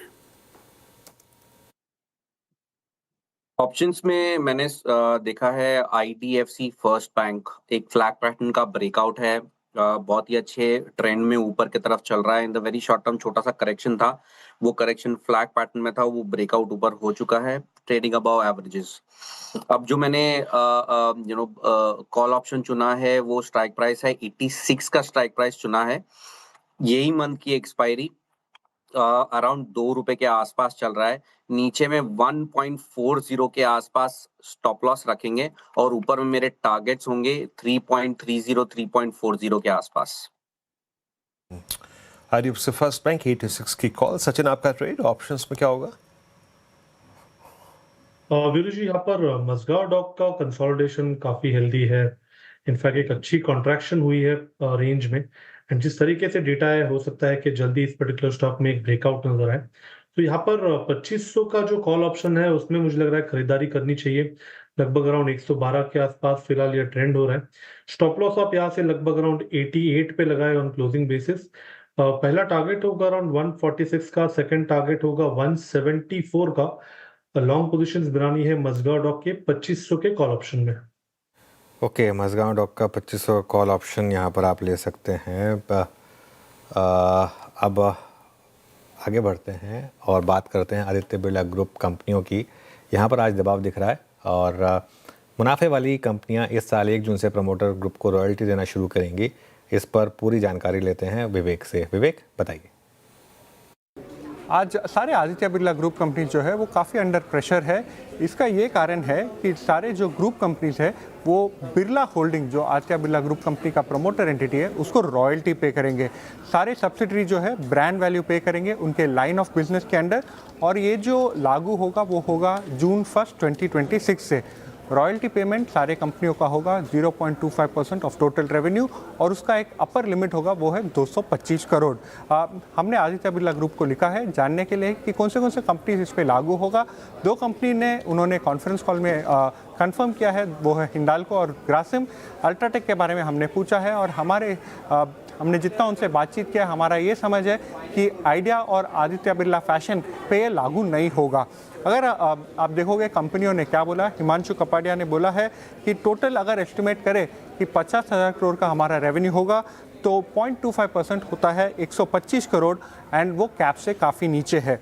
ब्रोकरेजेस ने भी लिखा है इसके बारे में पोस्ट द कॉल। जेफरीज ने कहा है कि 0.25% ऑफ सेल्स इंप्लाई करता है 100 से 125 करोड़ का टोटल इम्पैक्ट जो 5% ऑफ एबिटा से कम है। और हिंडाल्को जो है ज़रूरी है ये चीज़ देखना, क्योंकि नोवेलिस और इंडियन ऑपरेशंस दोनों जो है वो पेरेंट कंपनी को ये जो रॉयल्टी है वो पे करेगा। सतीश पाई जी ने कहा है ये जो ब्रांड रॉयल्टी इन्होंने जो स्टार्ट किया है वो फ्रेमवर्क जो है वो एक ट्रांजिशन करता है कंपनी का फैमिली ड्रिवन स्टीवर्डशिप, जो एक फैमिली ड्रिवन कंपनी होता था वहाँ से एक स्ट्रक्चर्ड गवर्न कंपनी के तरफ। बट ओवरऑल मार्केट ने इसको एट द मोमेंट थोड़ा नेगेटिवली लिया है। सारे ग्रुप कंपनीज अंडर प्रेशर है। राइट, इसलिए अंडर प्रेशर आपको आदित्य बिरला ग्रुप की कुछ कंपनीज नजर आएंगे। शुक्रिया विवेक जानकारी के लिए। हिंडाल्को, ग्रासिम, साथ ही अल्ट्राटेक सीमेंट में अगर आप देखें थोड़ा प्रेशर है। हालांकि हमने समझी ये खबर स्टार्टिंग में, लेकिन आशीष चतुर्वेदी जी एक रिएक्शन आप पर भी, क्या ये टेम्पररी देख रहे हैं आप ये गिरावट इन पर्टिकुलर काउंटर्स पर, और ये गिरावट क्या एक मौका है लेने के लिए, हाथ लगाना चाहिए काउंटर्स में? क्या राय हो रही है आपकी इस पर्टिकुलर खबर को लेकर, साथ ही इन स्टॉक्स पर? बिल्कुल श्रेया, तो हमें लगता है ये बहुत ही टेम्पररी एक ब्लिप है और इसको मार्केट बहुत ही जल्द आप देखेंगे इसके अंदर रिकवरी आती हुई देखने को नजर आएगी। क्योंकि सबसे पहली बात जो रॉयल्टी का अमाउंट है ये बहुत ही इनसिग्निफिकेंट है as compare to the size of balance sheet जो आप अल्ट्राटेक, ग्रासिम जैसी कंपनीज का देखते हैं। और हमें लगता है कि देखिए ये कंपनीज इस पूरे जो आदित्य बिरला ग्रुप की कंपनीज है उनकी एक मैं कहूँगा एक क्राउन है जो कि बेसिकली बहुत ही स्ट्रॉन्ग रिटर्न प्रोफाइल्स पे बनी हुई है और मार्केट लीडर है अपने अपने सेगमेंट की। तो हमें लगता है कि कोई भी डिप यहाँ पे आती है because of this news flow, ये बहुत ही बेहतरीन अपॉर्चुनिटी होगी ग्रासिम, हिंडाल्को और अल्ट्राटेक जैसे सीमेंट जैसे स्टॉक के अंदर में खरीदारी करने के लिए। ओके, चलिए अब आपको चार का चौका का सीक्वेंस बताते हैं। सबसे पहले सस्ता ऑप्शन ट्रेड लेंगे मानस जी से, फिर हम चलेंगे सचिन जी के पास एफएनओ सुपरस्टार के लिए, चार्ट का चमत्कार के लिए अमित सेठ, और मिड कैप फंडा के लिए आशीष चतुर्वेदी हमारे साथ हैं। मानस जी बताइए आपका सस्ता ऑप्शन। देखिए, सस्ता ऑप्शन के लिए ओबराय रियल्टी पे मेरा ध्यान है, जहां पर स्टॉक ने 50 डे मूविंग एवरेज पे सपोर्ट लिया, 10-20 डे मूविंग एवरेज को रीगेन कर लिया। तो 1840 का कॉल ऑप्शन ओबराय रियल्टी का, जो कि 38 रुपीज पे ट्रेड हो रहा है, उस पर खरीदारी करने की राय रहेगी। स्टॉप लॉसेज आपको 19 रुपए के नीचे लगाने हैं और टारगेट 80 रुपए के सेट करने हैं। ओके, मानस जी का ट्रेड हो गया 1840 की कॉल। सचिन जी के पास चलते हैं फिर सुपरस्टार के लिए। सचिन क्या पिक कर रहे हैं आप? वीरू जी, यहाँ पर बीडीएल ने मुझे लग रहा है आज क्लोजिंग एस्टैब्लिश करने का प्रयास किया ही है। 200 डे एक्सपोनेंशियल एवरेज का रेजिस्टेंस इसने पार किया है। मुझे लग रहा है क्लोजिंग इसके ऊपर हो रही है, काफी अच्छे संकेत है। एक kind of rounding bottom formation है जिसका ब्रेकआउट यहाँ पर एस्टैब्लिश हो सकता है, जिसकी वजह से मुझे लग रहा है काफी शानदार अपमूव नजर आनी चाहिए। तो 1490 के लक्ष्य के लिए यहाँ पर बीडीएल के फ्यूचर्स में खरीदारी करने की सलाह होगी। स्टॉप लॉस आप काफी छोटा रखे, लगभग अराउंड 1356 पे लगाए on closing basis, and fresh long positions carry forward करें बीडीएल के फ्यूचर्स में। ओके, बीडीएल एफएनओ सुपरस्टार में सचिन जी की पिक हो गई, नतीजों से पहले एक अच्छा मूव आता हुआ। अमित जी, आपका चार्ट का चमत्कार स्टॉक? जी शिया जी, मैं लार्सन एंड टूब्रो के साथ जाऊंगा। यहाँ पे हमने एक काफी अच्छी रैली रिसेंटली देखी थी और उसके बाद एक पुल बैक आया। इस पुल बैक ने कॉन्फ्रेंस ऑफ मूविंग एवरेजेस 10, 20 और 50 डेमा पे सपोर्ट लिया और वापस हम यहाँ पे एक पॉजिटिव प्राइस एक्शन देख रहे हैं। तो इट्स अ कंटिन्यूएशन ट्रेड। 3990 3990 का स्टॉप लॉस रहेगा और टारगेट्स रहेंगे 4150 है। ओके, चलिए अब मिड कैप फंडा के लिए आशीष चतुर्वेदी के पास चलते हैं। आशीष बताइए आपकी पिक। अनुज, हमें स्पेशलिटी केमिकल के अंदर में गुजरात फ्लोरो काफी पसंद आता है और ये जो कंपनी है ये पिछले कई समय से एक ईवी की कंपनी, इन्होंने एक ईवी की सब्सिडरी बनाई जो कि एक होली ओन सब्सिडरी जिसका नाम है GFCL ईवी। और हमें लगता है कि ये जो कंपनी है वो बैटरी केमिकल्स के अंदर में जो काम कर रही है वो बहुत ही बढ़िया, उसके ऊपर एक नया प्लांट की शुरुआत हो रही है और अब इसके नंबर्स जो है वो आने वाले कुछ क्वार्टर्स में आपको आते हुए देखने को नजर आएंगे, जिसकी वजह से हमें लगता है कि एक बहुत significant EBITDA growth, PAT growth इस कंपनी की देखने को नजर आएगी। तो यहां से एक री रेटिंग का कैंडिडेट गुजरात फ्लोरो बनता हुआ नजर आ सकता है। स्टॉक ने बहुत ही अच्छी तरह से लास्ट 3 महीनों में एक बेस बनाकर कंसोलिडेशन करके ब्रेकआउट दिया है। तो अब हमें लगता है 4250 पे इसका एक बहुत अच्छा बेस बन चुका है और ये बेस अगर से स्टॉक होल्ड करता है तो 5200 तक की एक अपसाइड गुजरात फ्लोरो के स्टॉक में देखने को नजर आ सकती है। ओके, गुजरात फ्लोरो ये मिड कैप फंडा में आशीष जी की पिक हो गई। 4 का चौका में हमने 4 स्टॉक्स डिस्कस किए। रिकैप कर देती हूँ, टारगेट एंड स्टॉप लॉस देख लीजिए, आपकी स्क्रीन पर है। सस्ता ऑप्शन माइनस डी की तरफ से आया, रियल्टी पैक से ओबराय रियल्टी, आपको 1840 की कॉल ऑप्शन में पार्टिसिपेट करना है। 80 की टारगेट है, 19 का स्टॉप लॉस। एफएनओ सुपरस्टार में पसंद आ रहा है बीडीएल, फ्यूचर्स में खरीदारी की राय, सचिन जी की पिक है ये। 1419 की टारगेट है, 1356 का स्टॉप लॉस मेंटेन करना है। चार्ट का चमत्कार अमित जी को पसंद आ रहा है। एलएनटी 4150 के लिए देखें आप, 3390 का स्टॉप लॉस मेंटेन करें। और आखिर में मिड कैप फंडा आशीष जी ने सुझाया गुजरात फ्लोरो, जहां पर आपकी नजरें होनी चाहिए। 5200 की टारगेट है, 4450 का स्टॉप लॉस। ओके, चलिए अब आगे बढ़ते हैं और आपको बताते हैं हमारी एफएनओ गुरुकुल के 3 सीजन की शानदार कामयाबी के बाद हम लेकर आ रहे हैं एफएनओ गुरुकुल का चौथा सीज़न। जी हाँ, सीज़न 4। वायदा कारोबार को लेकर सख्त होते नियम और कैश के चलते बाज़ार का रिजीम चेंज होता हुआ दिखाई दे रहा है। तो ऐसे में आपको इस गुरुकुल में हिस्सा लेने के लिए मौका है। एक रिस्क मैनेजमेंट और सटीक रणनीति की अहमियत और बढ़ गई है और इस पर हम एक कैश का भी सेशन रखने वाले हैं इस बार एफएनओ गुरुकुल में। 26 और 27 सितंबर को 2 दिन तक चलने वाला ये एफएनओ गुरुकुल ये वेबिनार, ये वायदा ट्रेडिंग की सभी बुनियादी पहलुओं पर और एडवांस स्ट्रेटजी पर इस पर चर्चा होगी। मोमेंटम इन्वेस्टिंग और पोर्टफोलियो कंस्ट्रक्शन पर भी बात करेंगे। इसी मुद्दे पर चर्चा के लिए हमारे साथ डिफाइनेज के को फाउंडर और सीईओ प्रशांत शाह जुड़े हैं। प्रशांत जी, आप वीरो के साथ शो में कई बार दिखते हैं। प्रशांत जी इस बार हमारे गुरुकुल में एक अहम एक्सपर्ट भी हैं। Prashant ji, good afternoon. तो गुरुकुल में हम काफ़ी डिटेल में डिस्कस करेंगे, लेकिन पिछले 2-3 साल से बाज़ार अब एक रेंज में है, तो ऐसे में पैसा कैसे बन सकता है इस बाज़ार में? हेलो अनुज, जैसे आपने बताया कि 2-3 साल से मार्केट रेंज में है। मैं आपको लास्ट 2025 में आप देखिए, जो निफ्टी की जो टोटल रिटर्न थी निफ्टी इंडेक्स की, वो करीब 10.5% थी। वो पूरे साल में Nifty was highest performing index, ठीक है। लेकिन उसके सामने कम से कम 20 सेक्टर ऐसे थे जिन्होंने 20-25% या उससे ज़्यादा % की रिटर्न दी थी। अगर इस साल में भी लास्ट कुछ महीने में अगर आप देखो तो निफ्टी ने 4 या 5% की रिटर्न दी है, लेकिन उसके सामने 46 में से 43 सेक्टर्स ने आउट परफॉर्म किए। तो जो मार्केट में सेक्टर्स और स्टॉक्स की जो कंट्रीब्यूशन है, उसमें अगर आपकी सिलेक्शन अच्छी हो तो आप आउट परफॉर्म कर सकते हो, आप मार्केट में अच्छा पोर्टफोलियो बिल्ड कर सकते हैं। और ये पॉसिबल है एक सिस्टमैटिक इन्वेस्टिंग अप्रोच से। जैसे मोमेंटम इन्वेस्टिंग एक प्रूवन साइंटिफिक अप्रोच है, लेकिन मोमेंटम जिनको पता भी है थोड़ा सा वेगली यूज़ की जाने वाली टेक्निक है। थोड़े से रैंडम तरीके से लोग अपने स्टॉक्स आइडेंटिफाई करते हैं, पोर्टफोलियो में डिसिप्लिन से रीबैलेंस नहीं करते, या पोर्टफोलियो को मेंटेन नहीं करते। तो बहुत बार ये होता है मार्केट रिकवर हो जाता है, पोर्टफोलियोज रिकवर नहीं होते, या पोर्टफोलियोज स्ट्रगल करते रहते हैं। ज़्यादातर इश्यूज ये होते हैं। और मार्केट में मुझे लगता है सक्सेस की 3 चीज़ें सक्सेस के लिए इंपॉर्टेंट है: नॉलेज, एग्जीक्यूशन, डिसिप्लिन। अब ये तीनों आप कैसे कर सकते हो, किस रूल बेस्ड या एक साइंटिफिक अप्रोच से पोर्टफोलियो कैसे बिल्ड कर सकते हैं, कैसे इफेक्टिव रिस्क मैनेजमेंट कर सकते हैं, रीबैलेंस कैसे इफेक्टिवली कर सकते हैं, और आउट परफॉर्मिंग स्टॉक्स और सेक्टर्स, इन दोनों का कैसा इफेक्टिव पोर्टफोलियो बिल्ड कर सकते हैं, ये हम डिस्कस करेंगे एफ&ओ गुरुकुल में। और पता है, मैं जब प्रशांत के साथ करता हूँ फ्यूचर एक्सप्रेस, अनुज, कई बार ऐसा होता है कि प्रशांत बचते हैं इंडेक्स से कमेंट करने में, यकीन मानिए। और उस वक्त जब स्टॉक अच्छी रिटर्न देने वाला होता है, स्टॉक में मोमेंटम होता है, वो उसी पे सीधे अगर आप देखें तो लैच ऑन करते हैं। पर प्रशांत, एक और चीज़ मैं आपसे पूछना चाहूँगा। ठीक है, हम इंडेक्स पे, फ्यूचर्स पे, ऑप्शन से बातचीत करेंगे, स्टॉक फ्यूचर्स से बात करेंगे, लेकिन इन्वेस्टिंग में हम इस गुरुकुल में और क्या पढ़ेंगे?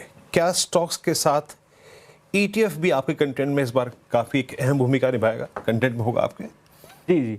तो मैंने जैसे बताया, स्टॉक्स और इंडेक्स, तो इंडेक्स में पार्टिसिपेट करने का एक बहुत अच्छा तरीका है ETF।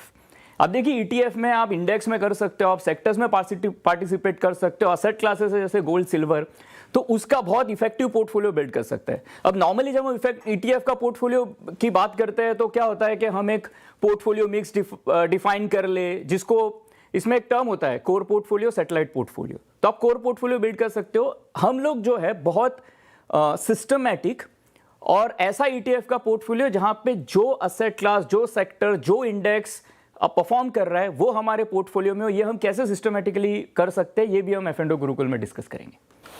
राइट, एफ&ओ गुरुकुल 26 और 27 सितंबर होगा।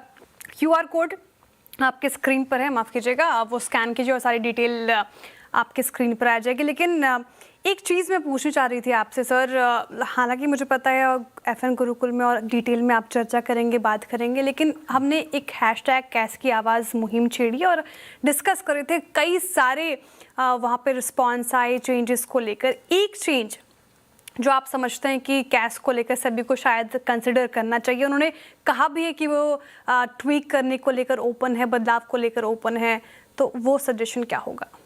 देखिए, इसमें डिस्कशन को काफ़ी चीज़ें हम डिटेल में कर सकते हैं, लेकिन आपने कहा एक चेंज, मुझे लगता है कि बहुत सिंपल ये हो सकता है कि आप 330 तक की मार्केट वैसे ही करके 330 से 340 में पोस्ट क्लोजिंग सेशन कीजिए। इस टाइप का मेरा एक मानना है। That would be something I recommend.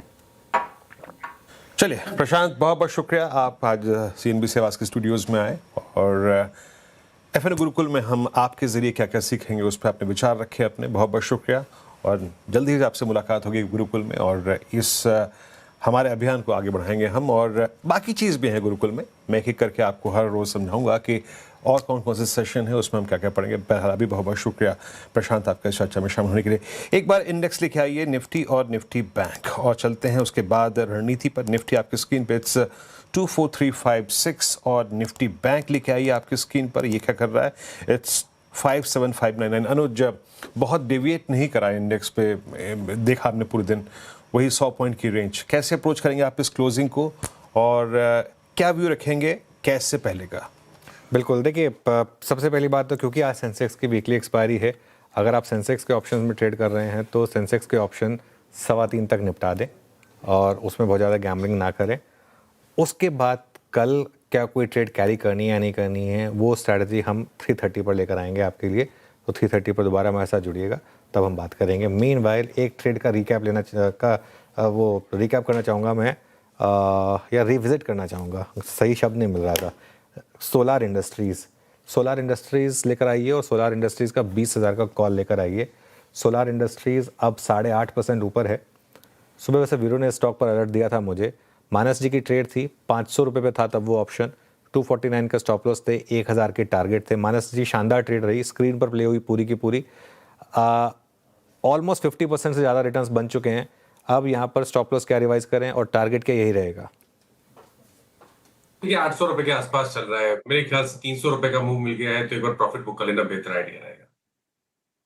इसीलिए मैंने पूछा क्योंकि मार्केट में जब एक और चीज़ मैं लोगों से कहता हूँ, ऑप्शंस में ना वीरू, जब इतने जल्दी इतना बड़ा मूव मिले ना तो लालच नहीं करना चाहिए और एक बार थोड़ा सा बुक भी कर लेना चाहिए। लेकिन सुबह सही स्पॉटिंग की थी आपने एकदम, और क्या सही निकला है स्टॉक, 8-9% ऊपर आ गया।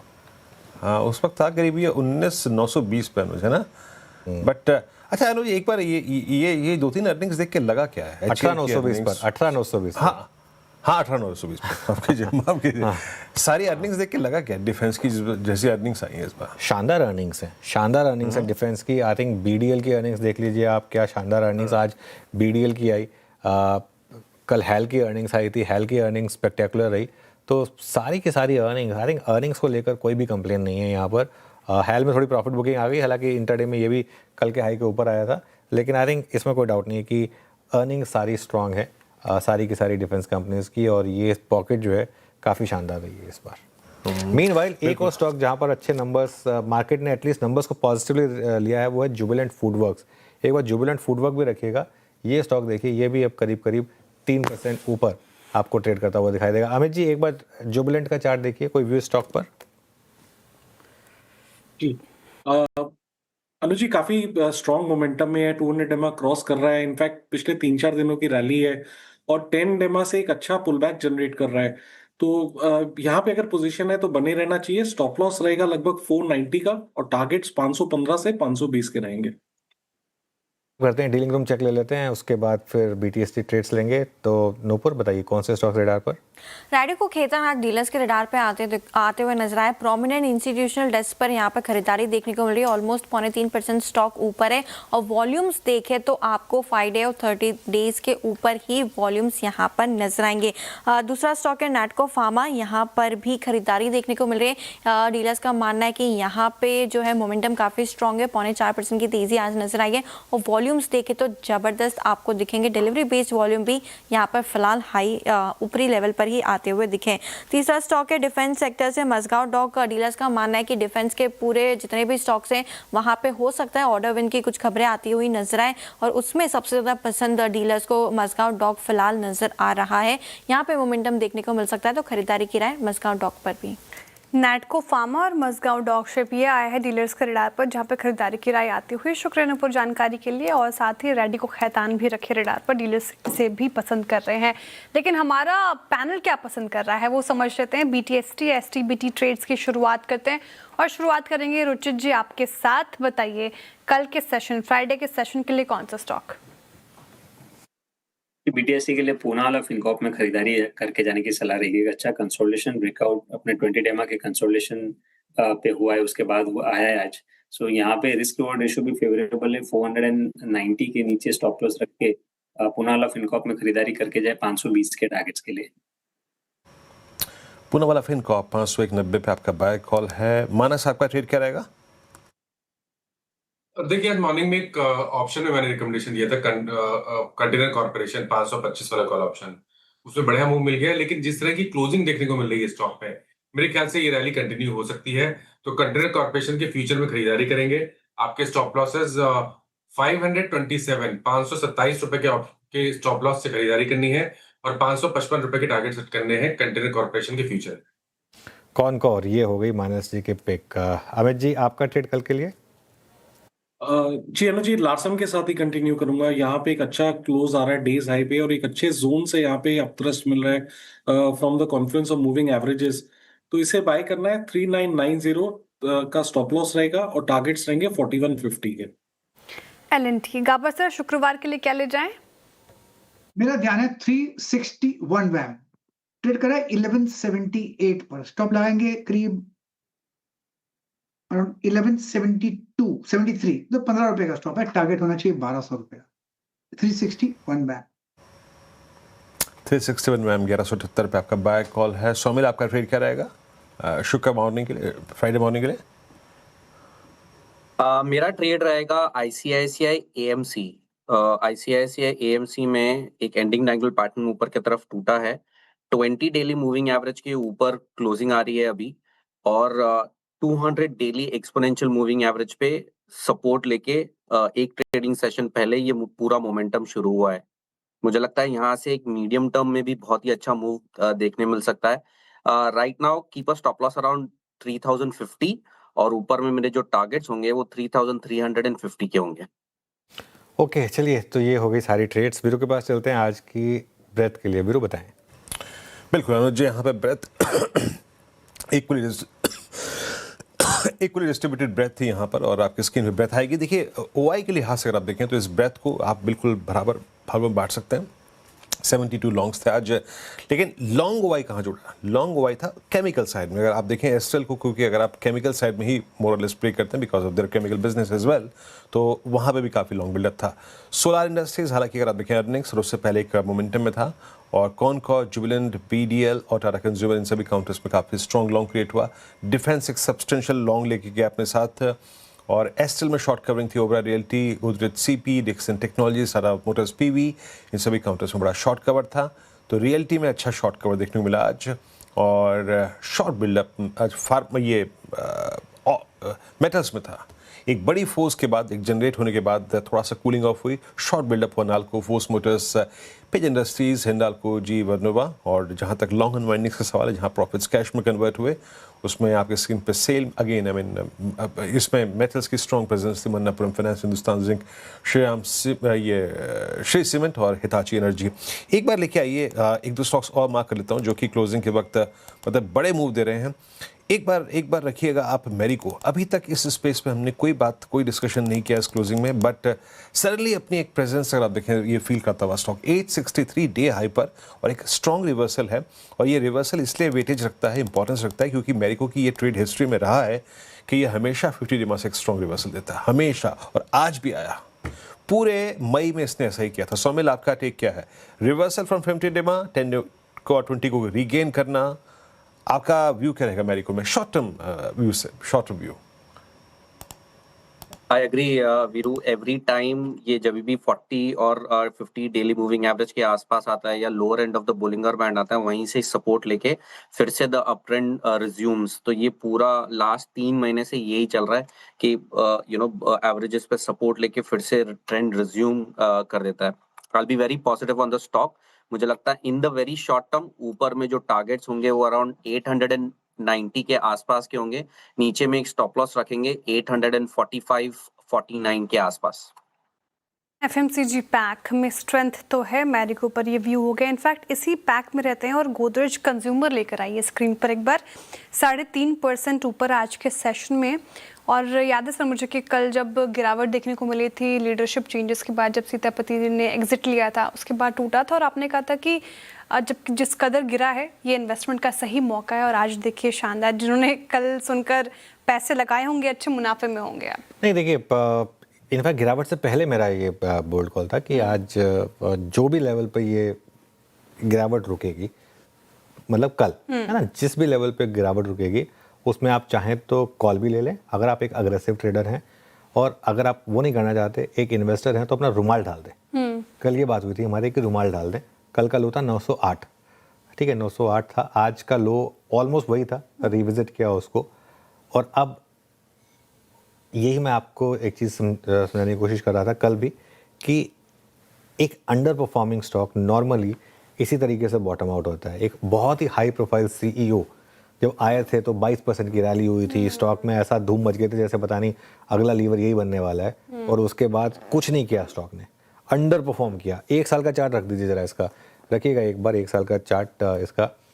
मीनवाइल एफएनओ की कैश मार्केट बंद हो गई है। थोड़ा मैं डायरेक्टर साहब से रिक्वेस्ट करूँगा, मुझे याद दिला दिया करें ऐसे में जब मार्केट एकदम बंद होने वाली हो, क्योंकि आजकल पता नहीं चलता है, तो थोड़ा सा काउंटडाउन ज़रूरी होता है और थोड़ा सा बॉल पे जाना ज़रूरी होता है। खैर कोई बात नहीं। तो देखिए काफ़ी स्टॉक ही गिरा था, और 2 साल का चार्ट भी हमने दिखाया था कि काफ़ी ये स्टॉक गिरा था, तो उस वजह से और यही एक रीज़न था कि, और गोदरेज ग्रुप का स्टॉक है at the end of the day. ये ऐसे अच्छे स्टॉक्स आपको जब इस तरीके के फेजेस आते हैं ना, उसमें ही मिलते हैं। तो इस वजह से एक व्यू था कि कल उस गिरावट का एक कल्मिनेशन था, और उस पर मैं अभी भी इंटैक्ट हूँ। खैर ये तो बात हो गई गोदरेज सीपी की। मार्केट की एक बार प्री कैश की क्लोजिंग देख लेते हैं कैसी हुई है। और निफ्टी करीब 80 पॉइंट नीचे, बैंक निफ्टी करीब 300 पॉइंट नीचे। सेंसेक्स ज़्यादा ज़रूरी है आज डिस्कस करना, क्योंकि सेंसेक्स आपका आज एक्सपायरी है, तो 70,800 पे सेंसेक्स बंद हुआ। मिड कैप फ्लैट था, स्मॉल कैप भी रखिएगा एक बार ज़रा। एडवांस डिक्लाइन 1:1 का था, 1500 बढ़ने वाले शेयर थे, करीब 1600 गिरने वाले शेयर थे। स्मॉल कैप हल्का सा ग्रीन में था। सेक्टोरल लूजर्स देख लेते हैं एक बार। इंडिया विक्स 2% नीचे आया। सेक्टोरल लूजर्स में मेटल सबसे ऊपर, फिर PSU banks, oil and gas, Nifty bank financials और निफ्टी एनर्जी। और उसके बाद गेनर्स पे आ जाइए ज़रा, गेनर्स देख लेते हैं एक बार। डिफेंस ऑब्वियसली आज का star, realty, FMCG, IT, capital goods और कैपिटल मार्केट। फटाफट दिखाइएगा अब निफ्टी के लूजर्स ज़रा। और निफ्टी के लूजर्स में सबसे ऊपर हिंडाल्को आज, फिर अल्ट्राटेक सीमेंट, फिर ग्रासिम। तो आदित्य बिरला ग्रुप के स्टॉक्स वो रॉयल्टी वाले फैक्टर के बाद आईसीआईसीआई बैंक, टाटा स्टील और टाइटन। और इसके बाद आइए आप आज के गेनर्स पर। इसमें थे आपके Tata consumer, Tata Motors passenger vehicle, eternal, Hindustan Unilever, Shriram finance और एनटीपीसी। वीरो जी हाँ, तो ये थी जनाब अब तक की। अगर आप देखें तो ये प्री कैश क्लोज, खैर अभी अगर आप देखें ट्रेडिंग स्टॉप है, लेकिन फ्यूचर्स में ट्रेडिंग हो रही है। मैं 1-2 स्टॉक्स और मार्क कर देता हूँ जहाँ पे अगर आप देखें मूव डेरिवेटिव्स में अच्छा आ रहे हैं। डेरिवेटिव्स में अपटिक जो है वो रेडिको में बहुत स्ट्रॉन्ग है। रेडिको में फ्यूचर्स एक बार रखिएगा, रेडिको फ्यूचर्स एक बार करीब 46-51 पे अगर आप देखें तो स्पॉट है।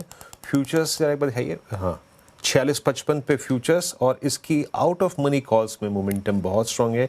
एक बार इसकी रखिएगा 4700, 4800 और 5000 की तीनों कॉल्स रखिएगा। 2-3 स्टॉक्स जो एक करके मैं आपकी स्क्रीन पे रखूंगा।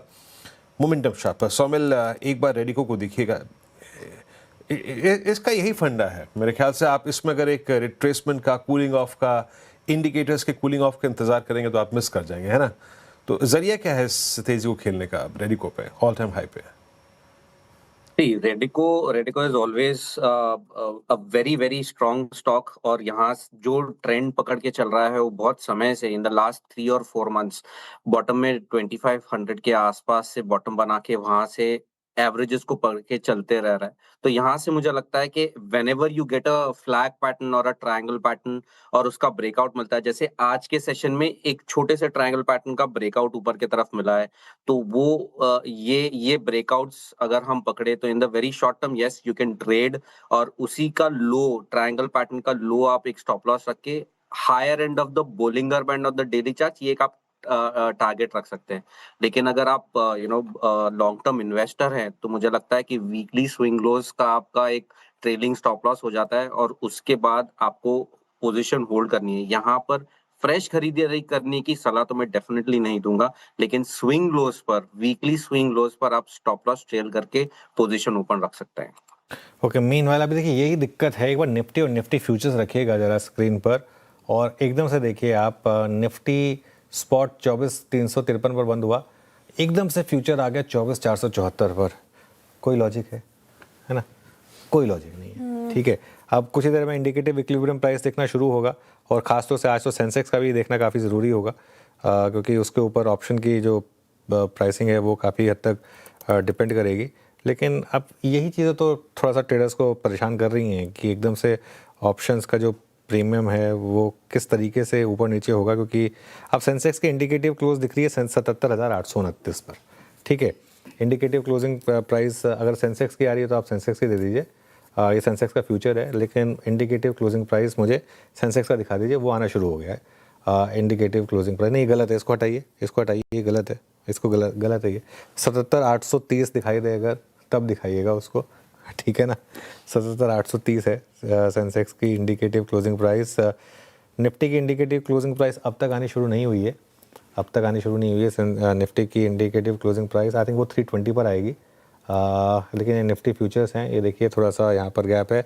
अब आ रही है निफ्टी की इंडिकेटिव क्लोजिंग प्राइस, अब देखिए 24,254, अब इंडिकेटिव क्लोजिंग प्राइस रखिए 24,254, और यहाँ पर 24,224 हो गया। ठीक है, ये निफ्टी बैंक की इंडिकेटिव क्लोजिंग प्राइस, ये सब ऑल ओवर द प्लेस हैं अभी। थैंकफुली निफ्टी की एक्सपायरी नहीं है तो इसके लिए, या बैंक निफ्टी की एक्सपायरी नहीं है तो इसके लिए इतना इम्पैक्ट नहीं पड़ेगा, लेकिन बहुत ही रैंडम रेट्स इस समय आपको आते हुए दिखाई दे रहे हैं यहाँ पर वीरू। बिल्कुल, आज पहली बार इंडिकेटिव जो है अनुज 100 पॉइंट के डिफरेंशियल पे है ना, पहली बार ऐसा हुआ। मेरे ख्याल से अब तक इंडिकेटिव जो था वो हमेशा अगर आप देखें तो एग्जिस्टिंग जो प्री कैश क्लोज था उसके ऊपर कमांड करता था। मैं फ्यूचर्स की बात नहीं कर रहा हूँ, याद रखिएगा, इंडिकेटिव। बट फर्स्ट टाइम अगर आप देखें करीब 70 अंक नीचे है, और ये है रुझान इस वक्त का। इंडिकेटिव प्राइस आपकी स्क्रीन पे याद रखिएगा। अच्छा, अब लौटना पड़ेगा हमें स्टॉक्स पे ही, क्योंकि इंडेक्स हमने देख लिया इंडिकेटिव, इससे ज़्यादा अगर आप देखें इस पर कुछ नहीं कर सकते। बाकी मैं थोड़ा सा फील कर पा रहा हूँ कि जो वाइट गुड्स सेगमेंट है उसमें जो फ्यूचर्स हैं उसमें थोड़े से वाइल्ड मूव आ रहे हैं। एक बार वोल्टा स्क्रीन पर रखिएगा, ब्लू स्टार रखिएगा, और इन कुछ काउंटर्स में आप देखें तो मूव अच्छे आ रहे हैं। अनुज, ओके, चलिए काम करते हैं, अभी चलता रहेगा, नीचे एडजस्टमेंट्स होती रहेंगी। इस बीच में हमारे साथ पेडिग्री एडवाइजरी के फाउंडर दिलीप भट्ट जुड़ गए हैं, उनसे बात करेंगे। Dilip ji, good afternoon. दिलीप जी बताइए, क्या व्यू है इस समय मार्केट को लेकर? क्या मार्केट में बड़ी करेक्शन के रिस्क हैं या फिर ठीक है मार्केट आपके हिसाब से? गुड आफ्टरनून जी। ऐसा लग रहा है कि market is still begging for a direction. अभी तक इतनी क्लैरिटी नहीं आ रही है कि मार्केट किस तरफ के झुकाव में है, लेकिन ऐसा लग रहा है कि downside risk is limited. But overall जिस तरह से जो रिजल्ट्स आए हैं उसके हिसाब से लग रहा है कि मार्केट को कोई एक डेफिनेट और क्लियर रीजन चाहिए for it to break out from the current levels and move up. और ये जो क्वार्टरली रिजल्ट्स गए उसमें ऐसा कोई इंडिकेशन, बड़ा इंडिकेशन नहीं आया कि जहां से लगे कि आप बहुत ऑप्टिमिस्टिक हो जाओ पूरे स्टॉक्स में, और शायद quarterly, I mean the coming 2 quarters and may be the year after that will be very good.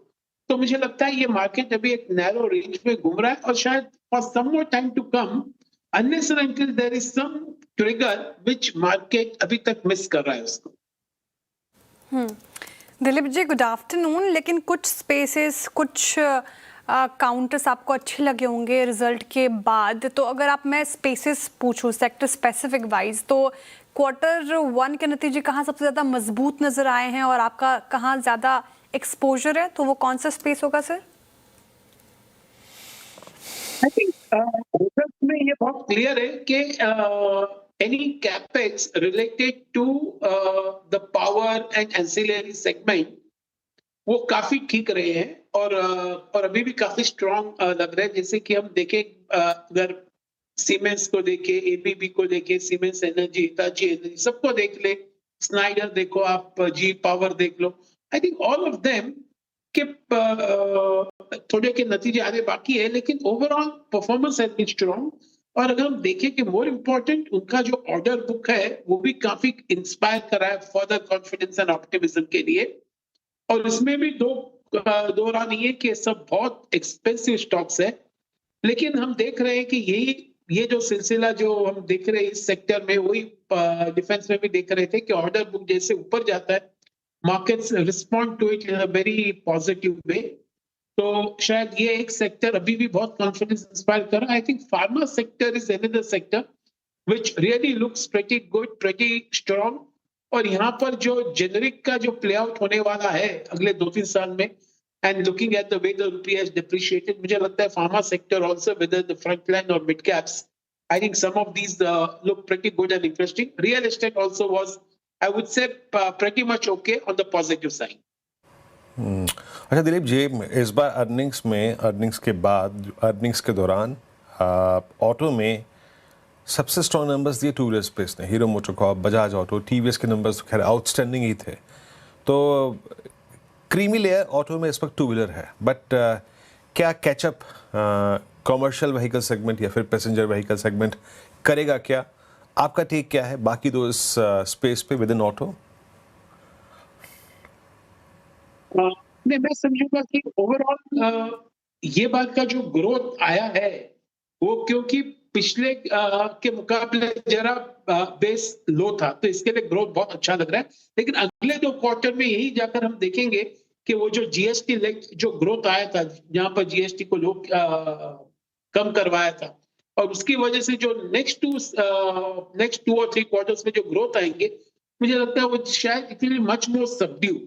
So I would say that on an overall growth basis, the auto sector probably in आने वाले 2-3 quarter में इतने strong growth नहीं दिखाई देंगे। लेकिन ये जरूर कहेंगे, अब ये जरूर मानना पड़ेगा कि 2 wheelers, 3 wheelers is performing much better, especially at all the levels, at the entry levels and even at the expensive levels. Okay, चलिए दिलीप जी, डिफेंस पर क्या व्यू है अब आपका? आज हमने देखे सारे डिफेंस स्टॉक्स में ज़बरदस्त मोमेंटम, नंबर्स भी काफ़ी शानदार आए, सोलार के नंबर्स तो स्पेक्टेकुलर थे। यहाँ पर क्या व्यू होगा? अनुज जी, मैं ये कहूंगा कि solar of course is a very well managed company with a very good track record, और उनके कैश फ्लोस भी काफी बेटर है। लेकिन अगर एक general solar I mean defence की बात करें हम अनुज जी, तो ऐसा लग रहा है कि ओवरऑल ऑर्डर बुक टेलविंड अभी भी अच्छा है, लेकिन इनके अगर आपने कैश फ्लोज देखे तो cash flows really is a cause for a big concern, because उनके इन्वेंटरीज और रिसीवेबल्स को देखे तो ये सेल्स के मुकाबले भी बहुत आगे है।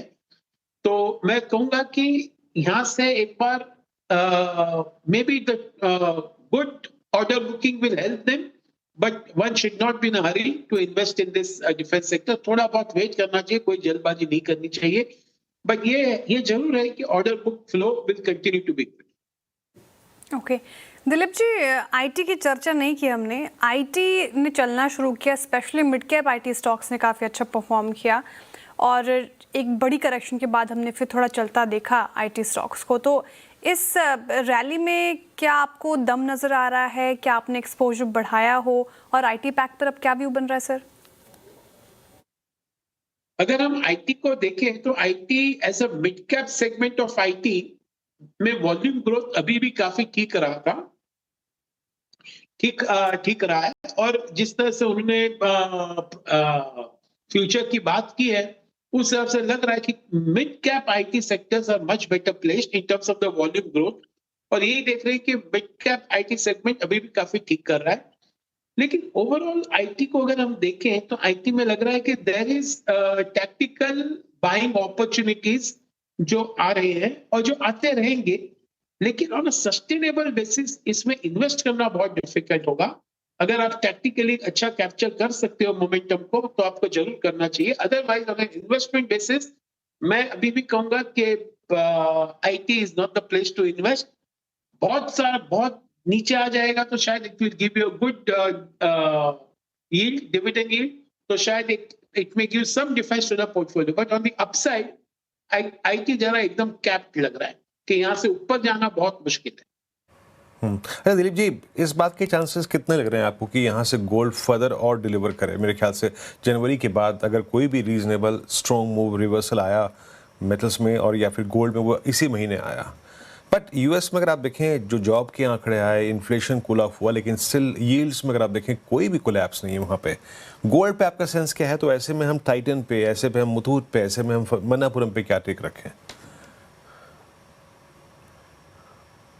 तो if you are asking me the view of the gold, मैं यही कहूंगा गोल्ड में अभी भी हम बुलिश हैं और without any doubt I think 10 to 15% should definitely be in this particular segment. मुझे लगता है इसका टेलविंड इम्पैक्ट जरूर जैसे आप कह रहे हैं टाइटन में आएगा, ज्वेलरी कंपनीज में आएगा और इवन फाइनेंस कंपनीज में आएगा। मैं ये समझूंगा कि शायद some of this companies will become a good buy. थोड़ा बहुत नीचे करेक्शन हो जाए तो इसमें जरूर ध्यान देना चाहिए फॉर 10 to 15% रिटर्न। बहुत बहुत शुक्रिया आज हमारे साथ जुड़ने के लिए। अब मैं आपको बताता हूँ क्या हुआ है। अब देखिए सेंसेक्स की आप रखिएगा एक बार 78,000 की कॉल, शायद 78,000 की कॉल एकदम से 79 रुपये हुई एकदम से। और वो जो सेंसेक्स का इंडिकेटिव इक्विलिब्रियम प्राइस है ना, अब इंडिकेटिव इक्विलिब्रियम प्राइस रखिए, अब ये बंद हो गया 78,079 पर बंद हुआ है। ये 3:28 तक दिखाता रहा 77,861। 77,861 78,000 की कॉल पता है कितने पे आ गई थी? 4 रुपये पे सेंसेक्स की। ये जो 79 रुपये पे बंद हुई है ना, ये 80 रुपये पे जो बंद हुई है, 79-80 रुपये पे ये आ गई थी आपकी गिर कर 2 रुपये पर। ये 2 रुपये वाली कॉल 80 रुपये हुई है। और ये ऐसा भी नहीं है कि ये 3:27 पे 2 रुपये की थी, 3:27 पे 2 रुपये की थी। सोचिए 3:29 पे 80 की बंद हुई है। अब सोचिए आप अगर 3:27 पर आपने 2 रुपये में ये कॉल ऑप्शन बेच दिया, भाई ट्रेडिंग हो रही थी तो कोई तो होगा सेलर, तभी तो ट्रेडिंग हो रही थी।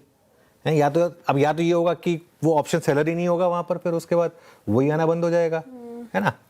सेंसेक्स की रखिएगा नीचे, बाकी सब हटा दीजिए, सेंसेक्स रखिए जिसकी एक्सपायरी है ना, because at the end of the day देखिए सिर्फ हम ये कह के नहीं कह सकते कि अब कैश शॉर्ट हो रहा है क्योंकि वो डिफरेंशियल कम हो रहा है। कोई लॉजिक हुआ इस बात का? 78,079 77,861 से 78,079 कैसे हो गया सेंसेक्स? क्या रीजन आ गया? क्या हो गया ये एकदम से? किसी ने या तो एकदम से कुछ लास्ट में बिड किया, कुछ आई डोंट नो, मतलब ऑनेस्टली स्पीकिंग मुझे नहीं पता। 77,861 पे घूमता रहा पूरे टाइम, 3:20 से लेके 3:28 तक घूमता रहा ये 77,861 पर। इंडिकेटिव इक्विलिब्रियम प्राइस वहीं रहा 77,861। एकदम से 3:29 से पैसे पता नहीं कैसे 78,079 हुआ। और उसके बाद ये सेंसेक्स की, हाँ ये देखिए ये 78,000 कॉल, शानदार आपने सही डेटा दिखाया। ये एकदम से देखिए कहाँ से 2 रुपये की कॉल 80 रुपये हुई है, 2 रुपये की कॉल 80 रुपये हुई है ये, और ये हुआ है आखिरी के 1 मिनट में। अब अगर आपने 2 रुपये पे ऑप्शन सेल किया तो शायद मेरे ख्याल से आपको 80 रुपये पे वो सेटल करना पड़ेगा, ठीक है ना।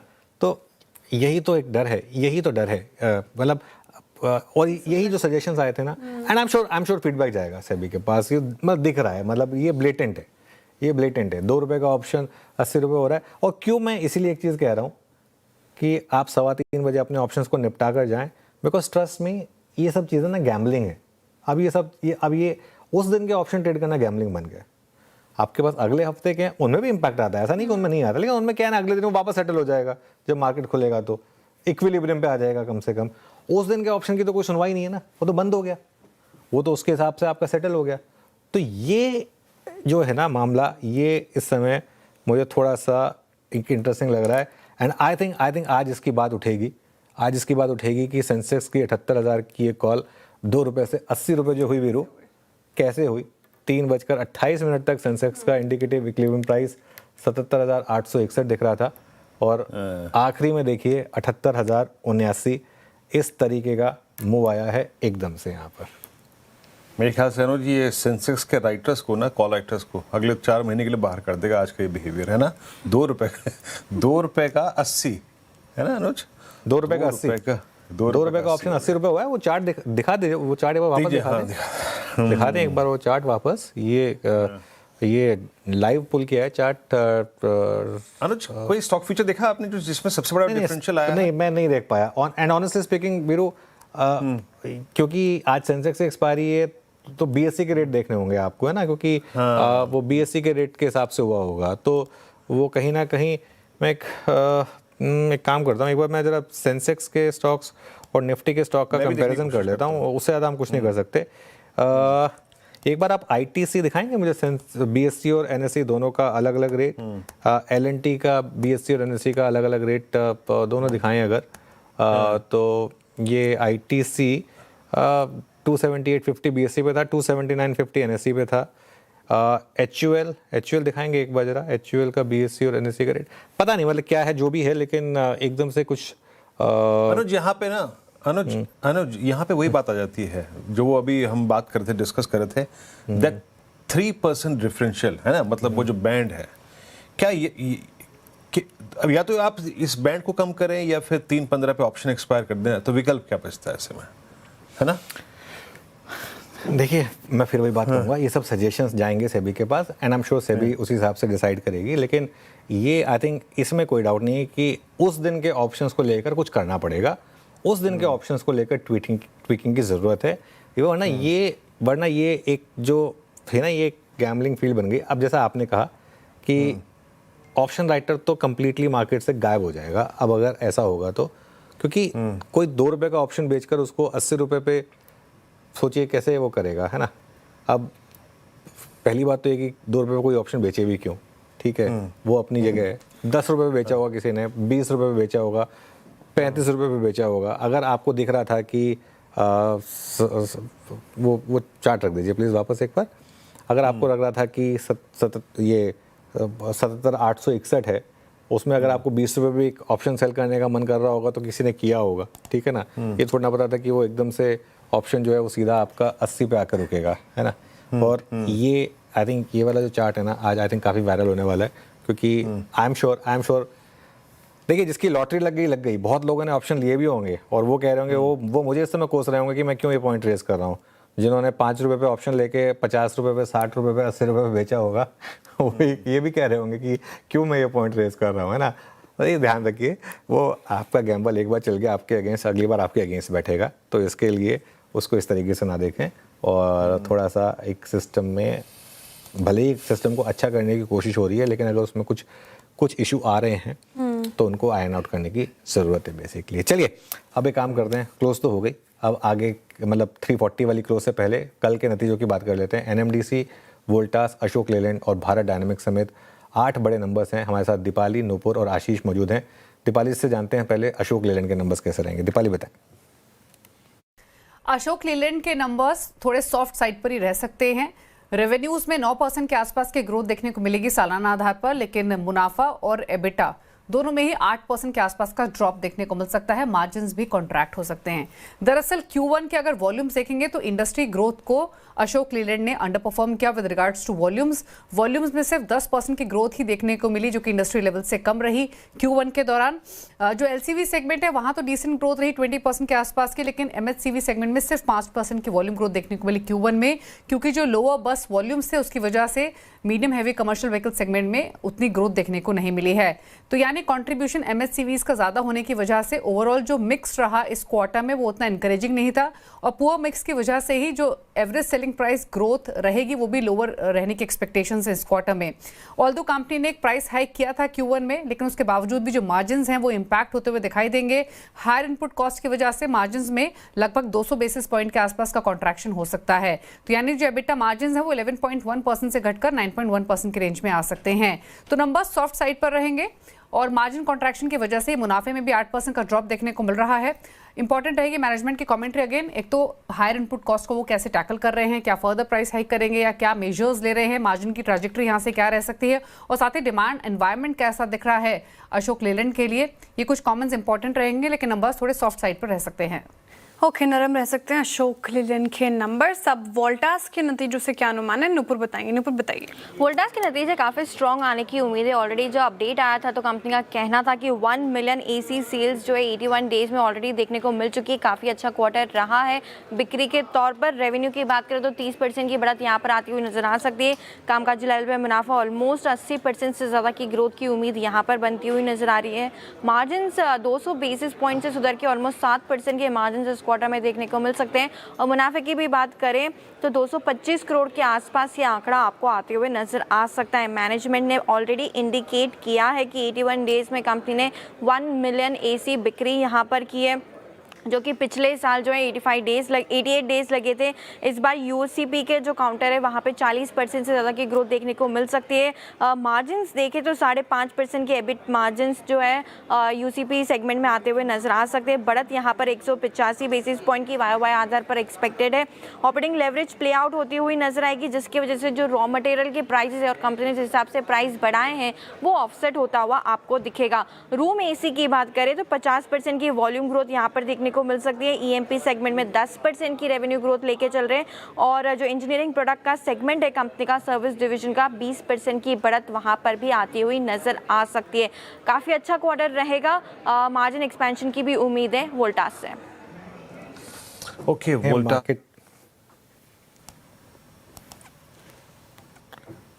वोल्टास के बताइए। चलिए ठीक है, अब एक काम करते हैं, एनएमडीसी और बाकी बीडीएल के नंबर्स को समझ लेते हैं आशीष के साथ। आशीष बताइए। रफ्तार से बताऊंगा। रेवेन्यू यहाँ पर देखें तो 4.5% बढ़ सकती है। एबिटा परफॉर्मेंस साल के मुकाबले मत देखेगा, सीक्वेंशियल तौर पर बढ़िया इंप्रूवमेंट है। एबिटा प्रति टन अगर आप देखें तो 1656 रुपये पिछले क्वार्टर में था, जो कि इस बार बढ़कर 2063, यानी ऑपरेशनल तौर पर सीक्वेंशियली आपको नंबर्स बढ़िया देखने को मिलेंगे। और साथ में देखें तो बीडीएल इसके लिए बड़ा टर्न अराउंड क्वार्टर साबित हो सकता है। खास बात है कि 45 करोड़ का एबिटा घाटा था और इस बार 48 करोड़ का एबिटा प्रॉफिट हो सकता है। मुनाफे के क्या कहने, 18 करोड़ से सीधे 83 करोड़ है। एग्जीक्यूशन काफी अच्छा है, तो बीडीएल की तरफ से अच्छे नंबर्स एक्सपेक्टेड है। चलिए, मार्केट क्लोज हो चुकी है और वो चार्ट वापस रखिए। और अच्छा, पुट की भी चार्ट दिखाइएगा मुझे, ठीक है ना? सिर्फ कॉल की क्यों देखें, पुट की भी देखें। 328 पर सेंसेक्स की 78,000 की पुट थी, 166 पर 0 पर बंद हुई है वो, ठीक है ना? क्यों मैं कहता हूं कि आप अपने ऑप्शंस निपटा लें। अगर आपने सुबह वो ऑप्शन लिया होता मान लीजिए, और वो आपने अगर नहीं निपटाया होता, थोड़े लालच में रह गए होते, वो 0 हो गया ऑप्शन आपका। वही 2 रुपए का कॉल ऑप्शन 80 रुपये हो गया। ये तो मतलब एक चीज़ बताऊँ ना मैं, ये तो एक ऐसा हो गया कि गैम्बलिंग लीगल हो गई है बेसिकली, है ना? क्योंकि ये गैम्बलिंग है, ये इस तरीके के जो ऑप्शंस हैं। और इसमें क्या है ना, किसी बार वो आपके अगेंस्ट पड़ेगा, किसी बार आपके प्लस पड़ेगा। अच्छा, एक इंटरेस्टिंग चीज़ और नोटिस किया आपने, हर बार एक्सपायरी पे कॉल ही उछल रही है।